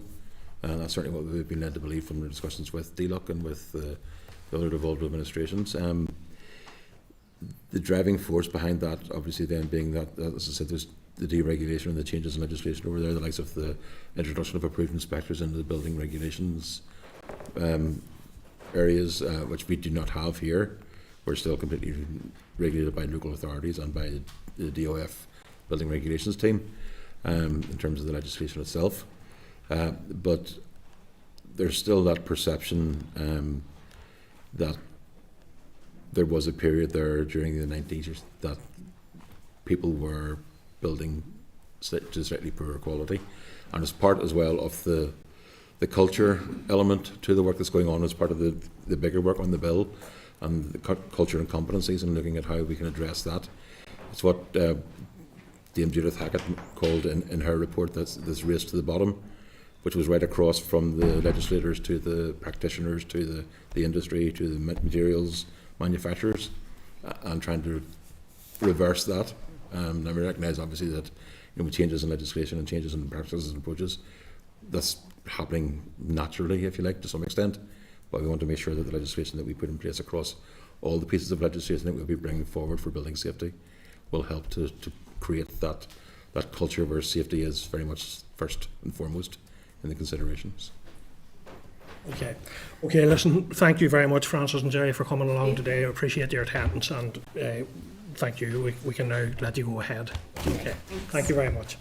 Okay, members, we'll have to move swiftly on because we have run over time and we have a number of other pieces of work, including another briefing. So I'd now like to go ahead and welcome the following representatives to the meeting. So we have Kieran Fox. We're now getting a briefing from the Royal Society of Ulster Architects, and it's a briefing from them on the Defective Premises Bill. So I'd welcome the following representatives: Kieran Fox, who's Director, George Dorian, who's Policy and Public Affairs, and Joan McCoy, who's a Director of White Link Architects. So Kieran, I think it is yourself who is going to make some opening remarks, and if I could ask those to be as succinct and brief as possible, please, Kieran. Thanks very much, Chair. I'll try my best to keep things brief and keep the meeting moving. And thanks for the welcome. Joan, on my right-hand side, is not only a Director of White Ink Architects, but also a past President of RSUA. But for this meeting, perhaps most relevant is to say that Joan was RSUA's representative on the expert panel for building safety, that panel which was referenced there. And I should say we are wholly supportive of the drive to improve building safety and the wider goals that have been driven forward. And indeed, we actually had a note of dissent in that final report, which was saying we need to move faster. We were concerned that the pace in Northern Ireland to try and address these issues has simply, at a larger scale, is just too slow. Even the fact that we hear today about the next mandate, these are issues that have not just arrived today, they've been around for a number of years, and we certainly would like to see more pace injected into the wider approach to address building safety. RSUA is the professional body for architects in Northern Ireland, and as a charity we strive to enhance the built environment through the promotion of architecture. So that's always our goal, is to try and think about how we ensure architecture delivers for all the people. Just turning to Victoria Square, which is ultimately one of the driving forces behind this piece of legislation. You know, our sympathies lie, number one, with the residents who have been out of their homes for 4 years. And as we stated to the Minister on the 28th of March, we believe there needs to be a better way to handle such problems when they do arise, that focuses minds first and foremost on fixing the problem. And secondly, we can then work out who foots the bill afterwards. If these issues were all about getting people back into their homes, it would be much better for the residents, and also would keep costs down as well. So it's just we think there needs to be a fundamental reconsideration about how we deal with problems when they do arise. So our goal in engaging in this, Chair, is to contribute to finding the best response for the homeowners, for residents who find themselves in a similar position in future for other reasons, but also for those involved in the wider design and construction world. The proposed changes to the defective premises order, we know they've been brought forward with good intentions, and we fully understand the Executive's desire to act quickly. There is no doubt about that, and we certainly would like to see things moving quickly too. However, we do have some serious concerns, and those concerns are in two categories. One is the unintended consequences, particularly around the retrospective change in liability from 6 years to 30 years. But secondly, and equally importantly, about the effectiveness of this legislation in actually delivering positive outcomes for homeowners. In terms of the unintended consequences, there's a potential threat to some building owners to access the government's Building Safety Fund that was referenced by officials moments ago. There are currently 5 buildings, and that's hundreds of people in Northern Ireland that have started the process of getting money from the government's Building Safety Fund to pay for cladding remediation. That fund requires every other potential funding stream or recourse to be fully exhausted before the fund can be utilised. And our concern is that by shifting liability from 6 years to 30 years, it would open up a new area that those building owners would have to explore before they could access the UK government fund on this. So we just want to be sure that the department is absolutely certain that this will not cause a problem for those 5 building owners and the hundreds of people in those apartments in terms of access to that fund. And we certainly haven't had that reassurance yet. The second point is we believe that the innocent could be held liable under this piece of legislation. And as legislators, I believe you wouldn't want, you would like to see the people responsible for defects in building to be held to account. And that's understandable, absolutely right. However, this legislation opens up the potential for innocent people to be sued for defective buildings. And I don't think that's what any of you want to see happen. The UK government advice on the equivalent piece of legislation in England states very clearly that under the Defective Premises Act, that liability is strict. And what that means is that there is no requirement to demonstrate fault or negligence in order to make a claim. And what would that mean in reality? Well, the Micah situation came up there. Those of you you'll know it in terms of Donegal and the other border counties where we had defective concrete blocks. If a situation like that was to arise in Northern Ireland after this legislation was introduced, and in many cases the builder would no longer be in existence, because we know that happens very regularly, it would be open for somebody who had been in that very unfortunate position to take a case against an architect who did not purchase the blocks, did not oversee their installation, but simply had designed that building, and under that piece of legislation could be held fully liable for the cost. Now, I don't think that's what anybody ever intends around this, but that's how the legislation has been drafted. So I think it's important that we're conscious of these unintended consequences. And then finally, one which is just very directly impacting on our own profession. Retired architects are very concerned about what they see in this piece of legislation. Normally, if you retire, you're asked to take out insurance for 6 years to cover any runoff. You would be retired and your 6 years would be paid off. If the legislation comes in, you could be liable for work that you completed many years before that, and you would be exposed to a potential claim where you would have no insurance. So there's real concern about what that would mean for retired architects. The second part of it is about effectiveness, and as I say, equally important. This is a radical piece of legislation because it proposes applying a rule retrospectively. That does not happen very often in law. In England, it was part of a much wider package of measures, both legislative and funding. And the Building Safety Act itself, it ran to 300 pages. We're talking about a couple of paragraphs being extracted out of that. And that's just the legal part of it. And it was mentioned there about the need for other ways of handling this and how do you make the whole process work. So funding is a very important part of that. It's important also to note that the 30 years retrospective liability has not been adopted in Scotland, and there's no similar provisions in the Republic of Ireland. This is solely something that has happened in England and Wales. And I should say that what's right in England is not always right for Northern Ireland. The differences are substantial in terms of both the scale of the problem in England. There are thousands of high-rise blocks with potential issues around cladding. That does not exist in Northern Ireland. But also the house building sector here is completely different.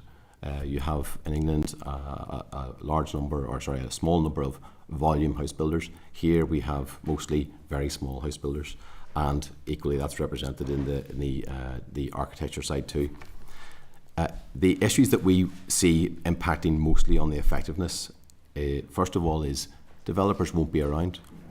So how many times have you seen a development company set up to deliver a particular project?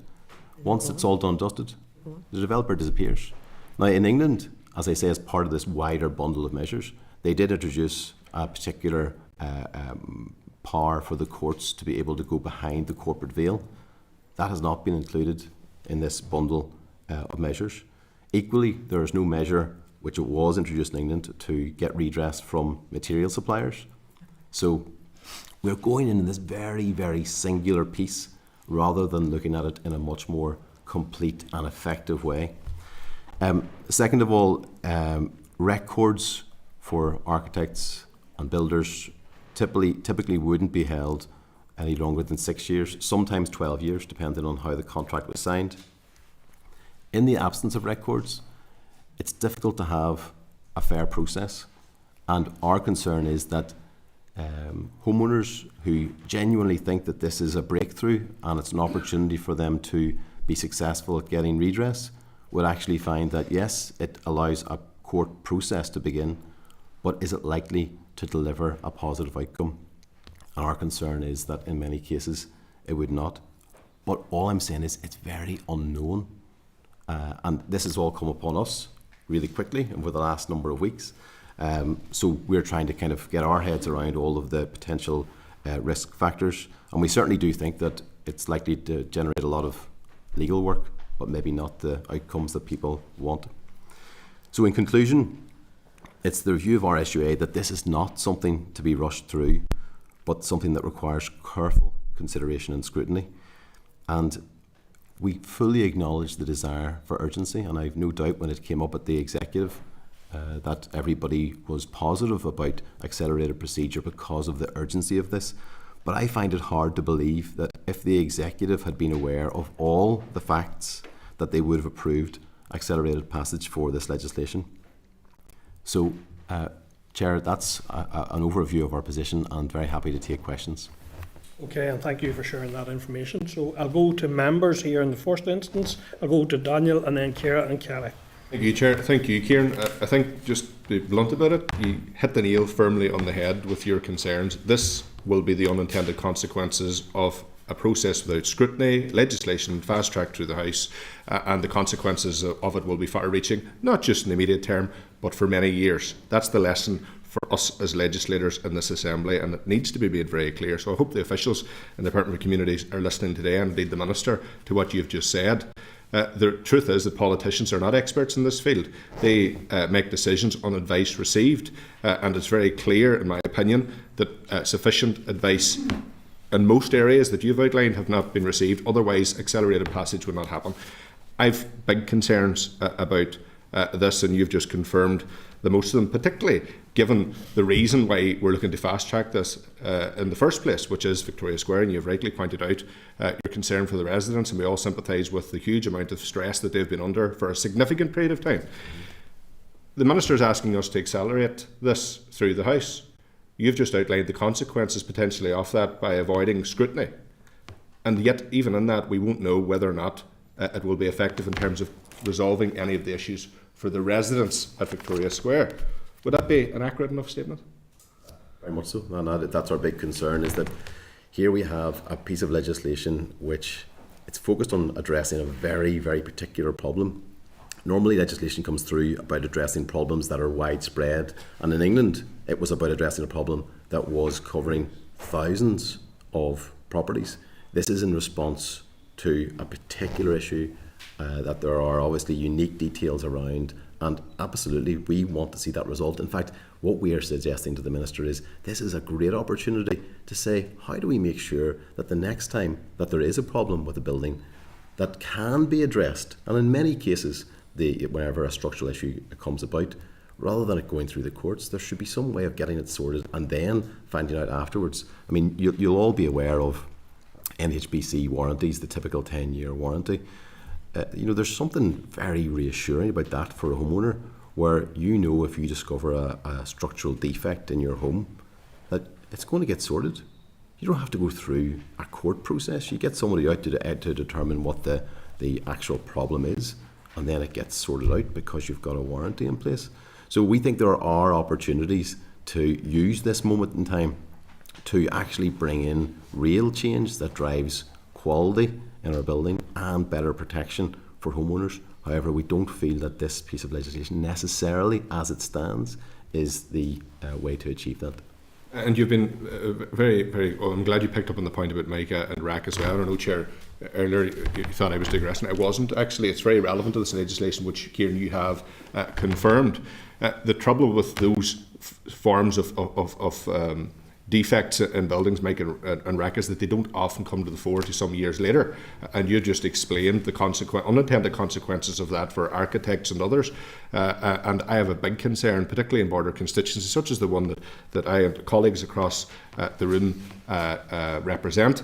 I do believe this is going to potentially be an issue for this place. And I think the absence of the institutions have probably caused us all to be blindsided slightly by it, but it certainly is there. How could it not be? The border exists, it's free flowing, blocks and materials cross both sides, and I think it is going to be potentially an issue, and it needs to be considered in this legislation. There are more comments than anything else, but you've had everything on the head. You've just satisfied me completely that this is potentially going to be a bad piece of legislation unless due process is run through this House.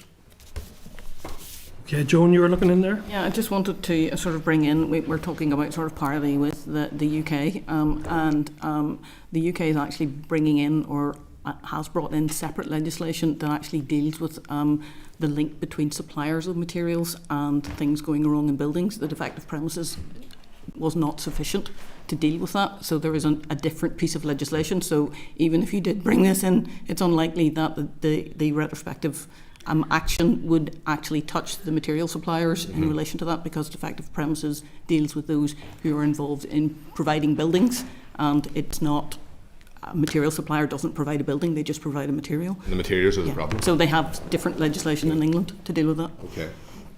Thank you. Can I just remind members we are under a bit of time pressure, so succinct as possible, please. Ciara, and then Kelly, then Lisa. I'll try and be quick, and it's more comment, and then I wouldn't mind going to George, but just obviously I'm so pleased for your presentation, because of the number of concerns in relation to just pulling this out from a wider Safety Act, particularly in relation to liability of products. So I think of section 1460, 150, I'm going, how can you have one up without the other? You need to have both, that's the first thing. And then likewise, ensuring fairness, because that's what will be the decision in court. So we need to ensure that this, whatever we put in place, will actually have the positive impact that it should have to protect all those involved. So I'm really pleased on that. And obviously, I just wanted your thoughts, George, in particular, the expert panel set up in 2022 in relation to this issue. I'm assuming, maybe not, we did hear that there's going to be more intensive stakeholder engagement now. Was there any engagement by the individual panellists, the expert panel, in relation to developing your brief, prioritising what should be included in the next bill? And was this issue discussed at any length? Yeah, but one of the concerns that we would have, just even listening on the presentation before, that there's a lot of stakeholder engagement after the bill goes through. And there's a lot of people in industry could bring a lot to this, they're including ourselves to shape this into actually what we want the solution to be, actually for the solutions which will benefit residents. So that sort of engagement is certainly a big area that we think there could be an awful lot more done on. And as I say, draw from the expert panel and from industry, the different sectors, because it involves ourselves as architects, it involves the whole width of the construction sector, and that expertise is there. So use it and draw upon it to make sure that this bill is actually fit for purpose. I should say Joan was our representative on the panel. Oh, Joe, sorry, I thought it was George. Yeah. Sorry. No, it's fine. But the point we raised about the stakeholder engagement was just something we noted there in terms of the quality of that. It's great to get that, but I think it's probably better to come before it to help actually shape the bill and make sure it's right. And just the other thing, because I'm conscious when you brought up about the retention of information, GDPR legislation and stuff, there's clear guidelines along that. So that would need to be changed alongside this. So people hold their information, and it's legislated for, they must hold their information for. So that's crucial. And there's a big, the point I think that we're very, and everybody should be comfortable looking forward about what happens in new projects, because you can plan and prepare for that. So if someone said, regardless of whether it's right or wrong, but if someone said it's 15 years from now on, you have to keep your records, well, you could now start keeping your records for 15 years. Yeah. But whenever you say, by the way, we're changing the law and it goes back 30 years, and at that point in time, you only need to keep your records for 6 years, and then you're asked to try and tell what happened to that project, 20 years ago. You don't have the information to hand, and the danger is that it almost kind of, it suggests that there's a remedy and an opportunity for some sort of redress, but actually it's quite far away. That's what really worries me, because we want to create a solution, but it needs to actually work for those. And that simple thing alone, where one piece of legislation is counteracting something that we want to improve upon, it really needs to be taken into consideration and moving forward. I've loads of others, but thank you, because I know others want to be let in. Okay, and I suppose just relating to that then, so what would would having a committee stage of 1 or possibly even 2 months, would that provide a significant risk to current victims? I think whenever you're talking about the case, the situation that kicked this off in Victoria Square, we're 4 years in to a process that it doesn't matter whether it's going to be a couple of weeks or 1 month. I think you have to presume you'd want an outcome that was going to deliver something positive, not something that was a sort of a sense of action, but that doesn't deliver. And we have to be really careful. I mean, typically bad law comes about through responding to one very, very particular case, because then that law applies across the land. And especially when you're talking about a retrospective piece of legislation going back 30 years, it has all these potential consequences that we don't know about, and we don't really know how it's out working in England yet.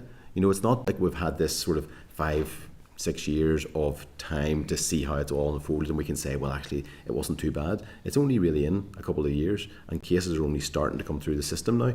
So it's very hard to say exactly how it would impact here as well. Thank you. Kelly?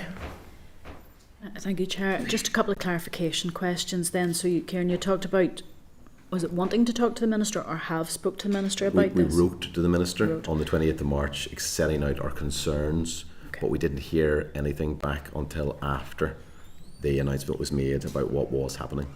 Okay. The issue that you brought up about the 30-year insurance for retired architects, does that actually exist, and does it exist because of what happened in England, or is it here? This is because no one's had to face this locally yet. People are just concerned that they don't have, they have basically retired, they're 6 years out, they have no insurance in place. But if this legislation was to come in, they don't believe they'd be able to get insurance, and that they would then be potentially personally liable. And the further back you go, a lot of architectural practices were set up not as limited companies.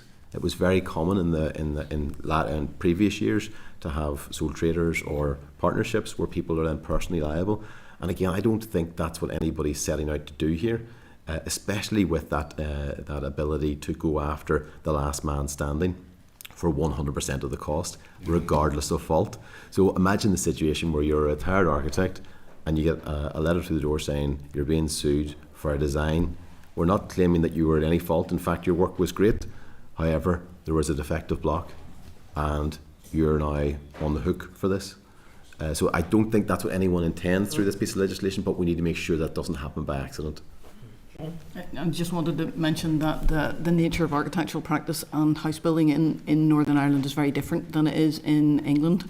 We have an awful lot of single practices dealing with one-off homes, so that is a huge market here. In England, they don't build one-off homes. It's big house builders do that. So the test of the insurance can't be compared with England, because there are not thousands of architects in England looking for insurance for individual houses that they've designed years and years ago. I think the interesting thing in England will be in relation to the existing work to existing dwellings, which it hasn't really sort of raised its head yet. My final question just is, I know that everybody talks about Victoria Square because that's a very current issue. I'm aware of areas across Northern Ireland where houses have defective sewage systems that pour into their gardens, and that would be captured within the 30 years. But the developers have gone bust, so the last man standing will be the architect. Is there a concern then from your members about that? Yeah, I mean, very much so. That sense that what it could result in is practices closing. And rather than somebody retiring and looking to pass the practice on to the next generation, they'll look to close it down, because what next generation would want to take on this enormous unknown liability. So there is real concern around that. And typically, as I say, it's not just about builders going out of business. It's also very common for a builder to establish, even for individual housing developments, there will be a standalone limited company for that housing development. So although the builder still exists, it's the housing development limited has now disappeared. You know, and that's kind of where it's a way of avoiding liability. Just on that, when I talk about, sewage systems not all being, do you think then that will bring in Northern Ireland Water to be liable for a lot of this as well? I have to be honest, I have no idea whether the Defective Premises Act goes as far as including the sewage system, and whether it would, you might know, John, do you? Well, not in relation to that, but I know that as part of the Building Safety Act in England, they've brought in a new homes ombudsman, and that's specifically to deal with the issues, particularly when new homes are handed over, that there's a huge quality problem, and things like sewage problems would get picked up very likely by that new homes ombudsman. So that's a very interesting and very good piece of legislation that they've brought in England. But there are other ways of dealing with it. The defective premises would not be the way to deal with that problem. Okay, thank you. Lisa. Thank you, Rove. You're all very welcome. Agus please, the righteous foster. Thank you for your statement as well. I think it's a very important and useful contribution to this whole discussion. To the point where I'll ask you, and I know that you have a prepared statement there in front of you, maybe if you could actually forward that to us as members of our group as well too. It'll be a very useful document for us to read. And I can identify with many of the issues already raised, and particularly the one to do with MICA and so on, because I am from one of those border constituencies, and we're well aware of that on both sides of the border where I live, so that again, and I only but can just realise now just the impact that it will have on the whole industry in every respect. But, and there's always a but on there, that at the end of the day too, that it is the client that we are concerned about here, and that we want to ensure that they are protected, and that protection is extended for a long enough period and the likes of it as well, so that they can be compensated where a loss has been instigated, the likes of it. So notwithstanding all of that, what I do say is that your contribution here has been so important for us anyway as well today. Thank you. Okay, thank you. Okay, thank you for your contribution to the committee this morning, and we'll carry on now with the rest of our meeting. So thank you for that. Okay, members. So listen, there's a question that keeps bouncing around there that I think we maybe need to seek a bit more clarity on, and that's whether or not having a committee stage would then have such a knock-on effect that a case, and it's been mentioned several times now, the case that is now, I think, scheduled for December, whether or not a committee stage would prevent that happening. Linked to that then, I do, if members agree, I do think it may be as part of our role in terms of an advisory role to the department and to the minister, to write to him, to flag up issues that have been raised here, and to ask him to reconsider in that context whether or not, in order, and this is again, I want to reiterate this, in order to get the best possible protection for residents at the end of it. Exactly. Would he consider that? That's the but. Would members be content that we write to the minister? Explain that proposal again. So writing to the minister to say that we have heard a number of concerns. We have a number of concerns in relation to our. We've received advice around it, and that in the interest of getting the best possible legislation, we are asking him to consider whether or not he brings a request for accelerated passage to the Assembly, or whether he includes a committee stage. Right. I mean, but we know this is coming to the Assembly. It's coming to the Assembly on Monday. You know, so that. Well, there was a reference there to within Monday or within a week. But regardless of that, regardless of that, papers for next week. What I feel we have a duty to do is to ensure that the eventual legislation protects residents. And I think I had concerns coming into this meeting. They have been heightened as a result of some of the things we've heard. So all I'm saying is that we ask the minister to consider. Given that, in my opinion, it would appear that time would allow. Time is not the question here. Yeah. We are not disadvantaging, I don't believe, anyone by having a committee stage, but we could add significantly to the quality of the legislation. Well, Chair, if I can respond, I mean, I'm seeking to be consistent on this matter, you know, and I don't want to take a different view on committee to what I take outside, and we're aware that this is.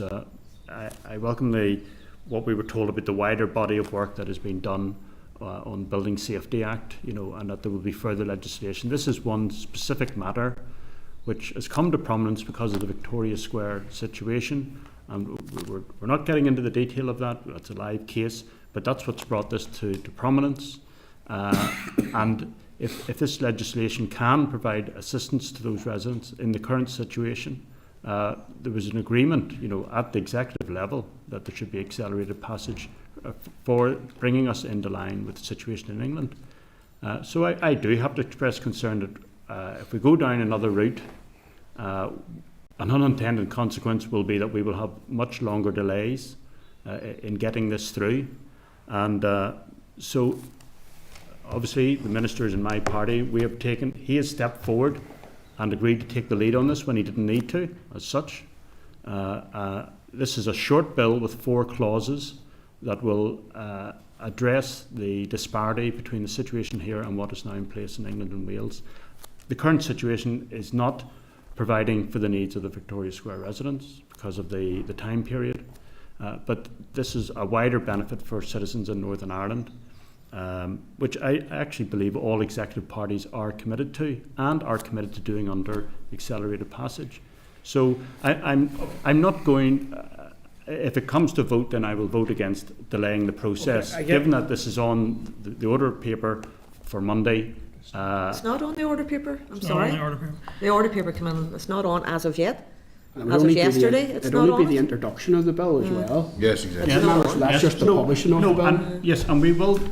I believe there'll be some opportunity. We will see the wording in the bill, but that is. I understand your point, Brian. I do understand your point, and that is clearly on the record. Yeah. I share large parts of your point, and here's the thing about it. What I'm saying is, I believe that there is a way to ensure the bill is rigorous and still meet the needs of those and all other residents. For 30 days. Yeah. That is what we're asking for, an extension of 30 days so this committee can do its work and hear from key stakeholders who are much more informed than we are on these matters. And the truth is, from the witnesses who have been here today, Chair, we still don't know whether this legislation will or will not help the residents of Victoria Square. So we may go down on a fast train and get this into the line, and the consequences of the lack of process may be that we have not assisted those we set out to help. That's the problem. It's 30 days, it's not going to be the end of the world. I know people are struggling, but I'd rather do this right and look after the residents at the heart of this to ensure we're doing our jobs effectively. We're not here to rubber stamp, we're here to ensure we get it right. And that's my concern overall. It's 30 days, we're not delaying it by 3 months, 6 months or a year. It's 30 days. So are members broadly content that we seek legal advice then, to seek that advice on whether it will cause undue delay and in terms of that particular case, and then also around the consideration on committee stage? Members content?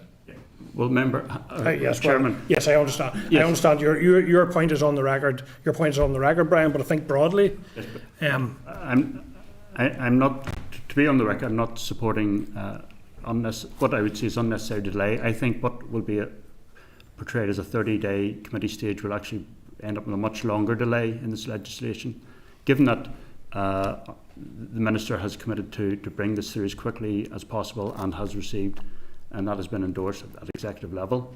So we want to see it proceeding. Any other thoughts on that, members? I actually think too, Chair, but given the complexities that's involved here, in particular, we already have seen sort of the orange light flashing here, in terms of the presentation we've just had, and that we should be looking for that delay. I just want to concur, and I can understand, obviously, everyone wants to ensure that what we do is to support the residents first and foremost in this case.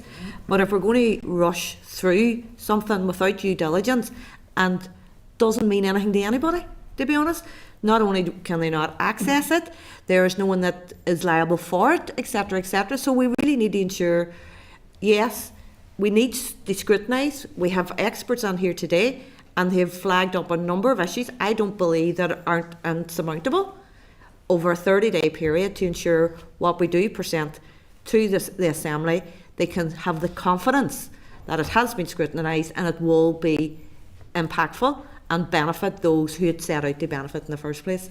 So I would recommend that we do ask the Minister to see if he would reconsider, bearing in mind what we've heard today, which the public have also heard today. Well, maybe as a middle path, could we seek legal advice for our own legal advice in relation to that, and then consider how we frame a letter to the Minister? Committee could seek its own advice in terms of the bill when it's introduced, and to check whether or not there's any difference between what it's already seen and whether there's a potential delay would make any difference to victims. Yeah, It would be seeking another view. I can understand that, but from a complete common sense point of view on this, it's 30 days. It's not going to overly affect those who are already affected.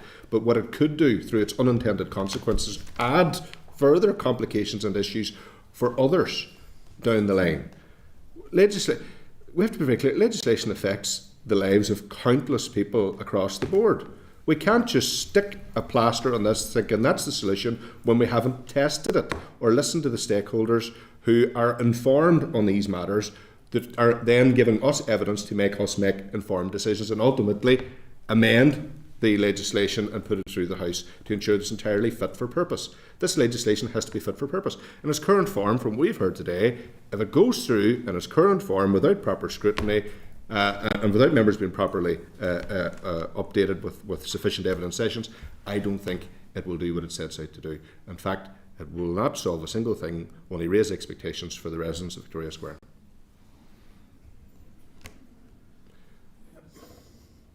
I think in terms of, again, it's a very difficult one, but I think that there has been a commitment made to both the public and at an executive level to progress this as quickly as we possibly can. So you saying the 30 days is okay? The committee stage, I mean? No. You're saying no? To go for accelerated passage. That's how we end up with bad laws, Chair. I mean, if I could comment, Chair, I appreciate all witnesses who comes to us, and present evidence, present opinions, and some of them represent sections of the industry, and have a right to express their concerns. So we have to weigh that up, and mindful that they have a vested interest, But I was assured by the presentation from the officials about the wider body of work that needs to take place regarding building safety in Northern Ireland, that there is that much bigger body of work will be progressed. This is a particular matter which has come to prominence because of Victoria Square, and there has been a commitment across the executive to address a disparity in Northern Ireland law, and a short bill of 4 clauses, one of which is transferring responsibility from DAERA to the Department for Communities, so that the Minister and the Executive is seen as doing all they can to support those residents. And I think that has been a strong commitment. And I think we will see the detail of the bill. I think it will be very brief and it will address that particular disparity. So, as I say, I just want to be consistent. I appreciate the opposition party is not responsible for executive decisions, but I want to be consistent in my position. And I am supporting the Minister in the initiative that he has taken for accelerated passage. Yeah. So listen, and there are differing views. I think at the end of the day, we all want to ensure that what emerges does. Like my concern would be that it becomes mired in further legal processes that don't lead to an eventual solution. All I'm suggesting at this stage is we ask the Minister to consider, in light of what we have heard today, without taking a position. But I do think the committee should seek the legal advice in terms of would a committee stage undermine the potential to our own legal advice on that. So my proposal is simply that we ask the Minister to consider, in light of what he now knows, in light of what we have heard today, whether that's the best way to take it in order to provide that protection for residents. Could members agree with that? Again, So I'm proposing that the committee write to the Minister, flag our concerns, that there are concerns here, and ask him to consider whether a committee stage might improve the bill and still provide a resolution for the residents who need it. Yeah. As I said, in order to be consistent, I'm not calling for a committee stage. I'm supporting the Minister in accelerated passage. So if that means I vote against the proposal, so be it. Okay. Yeah. Okay. I support your proposal, Chair. Okay. I support your proposal as well, Chair, but just one bit of caution is around the timing of getting a response, and this ending up on the floor maybe in a week's time. So how do we ensure a sense of urgency to get a response? Can I get a sense of whether or not that proposal is agreed? The committee is asking the Minister to consider. Yeah. Whether, yeah. So at the minute, Brian would note no. Morris? You're muted, Morris. You're still muted. 1 second. No, I would be voting against, yeah. Shan? Kelly? Personally, I think we're talking about something that we have no control over. Accelerated passage is decided by the House. Without our votes being counted. This is a proposal just to write to the Minister seeking that he consider in normal advisory passage. capacity, yeah.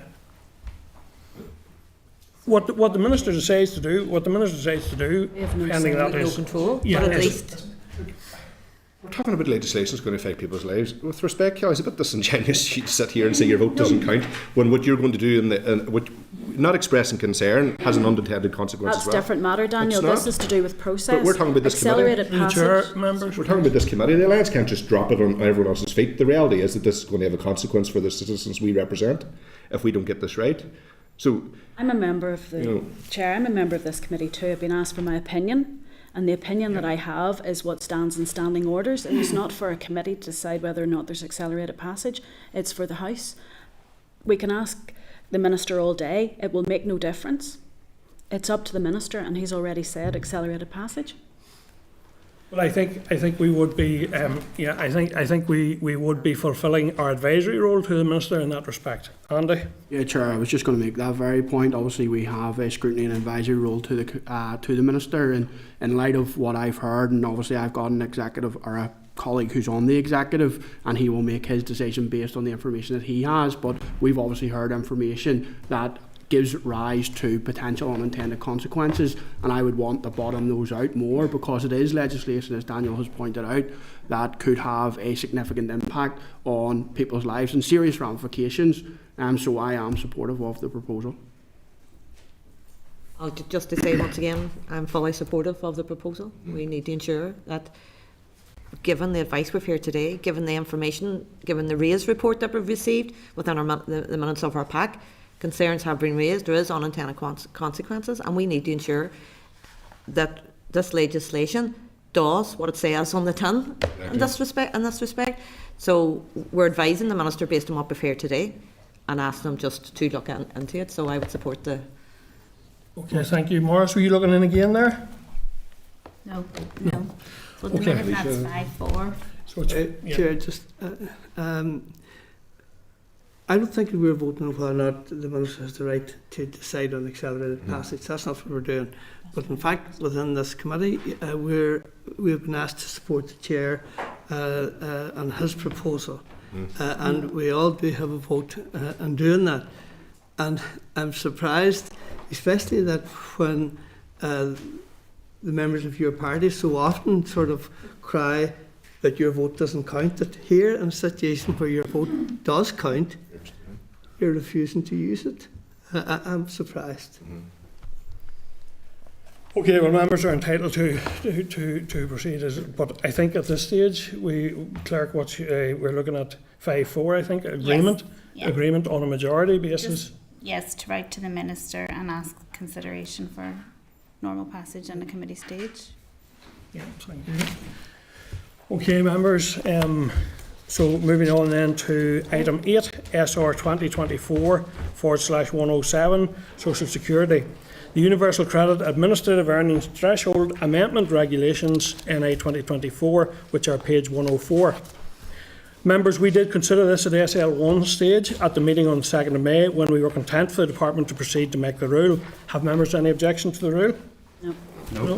Thank you. Therefore, can I ask that the Committee for Communities has considered SR 2024/107, Social Security, the Universal Credit Administrative Earnings Threshold Amendment Regulations, NI 2024, and has no objection to the rule, subject to the Examiner of Statutory Rules reports. Are members agreed? Great, thank you. Thank you, Daniel. Agenda item 9, correspondence. I refer members to the correspondence memo, page 114 of your meeting packs. I have a comment just in relation to page 359 there, that I suggest we send on that CARES NI letter at page 359 to the Department for comment on issues that are raised there in relation to overpayments of CARES allowance. Are members content with that? Agreed. Thank you. Any other comments on any other piece of correspondence, members? Members otherwise content to agree the memo as drafted? Agreed. Thank you. Item 10, forward work programme, members, you'll find updated there at page 362 of your pack. The Committee Secretariat will update the forward work programme for next week's meeting to include sessions agreed at our planning session last week. Members content with that? Can I just ask, we know that the budget is coming very shortly. Could we even have a communication with the Department to ask them, will they be able to provide us anything about the budget for the Department for Communities? We have asked, we've asked for a briefing as soon as possible, tentatively scheduled last week in May, first week in June, and I'm waiting for confirmation on that, when they have the information to share. Yeah, I'm just a bit concerned that we'll be asked to speak in the House about the budget prior to that, and we don't have it. I know that the the Committee for Finance was asking, it would be a nil return from us. It's just disappointing that we're going to be asked to look at a budget before we even hear from our department what's in it. They know what's in it, you know. I can chase that up to see if we can get any indication for contributions for a debate. Yeah. Yeah, thank you, Clerk. Yeah, thank you, Kelly. Members agreed? Agreed. Yeah. Okay, so members, moving on to agenda item 11, any other business? Do committee members have any other business today? Can I just double check earlier on, I know it was in another session, about the clarification on the accelerated passage piece. Do we want to seek clarification on what that list should look like? Sorry, I'm not understanding. I'd mentioned about procedures could be asked to look at yes, that. As an action, right to the Committee on Procedures, we have that noted as an action, yeah. That was noted at the time, yeah. Sorry, apologies, yeah. Thank you. Agenda item 12 then, members, date, time and location of the next meeting. Our next meeting will be at 10 a.m. on Thursday, 23rd of May, 2024 in room 29 here in Parliament Buildings. Our meeting is now adjourned and I'll just wait confirmation that we're out of open session. Committee Room 29. Sound.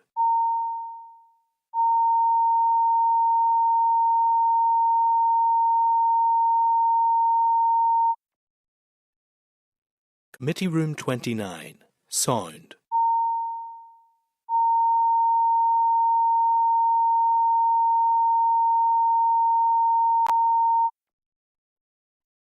Committee Room 29. Sound.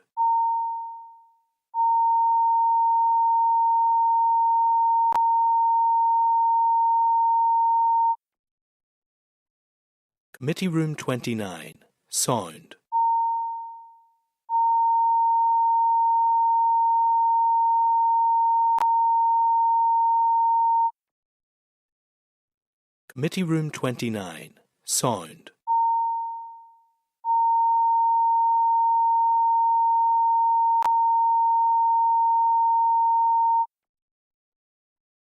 Committee Room 29. Sound. Committee Room 29. Sound.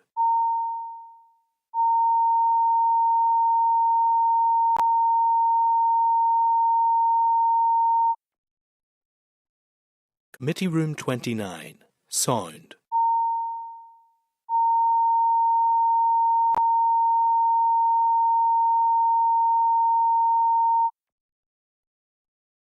Committee Room 29. Sound.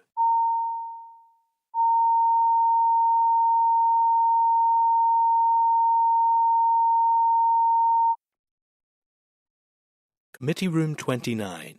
Sound.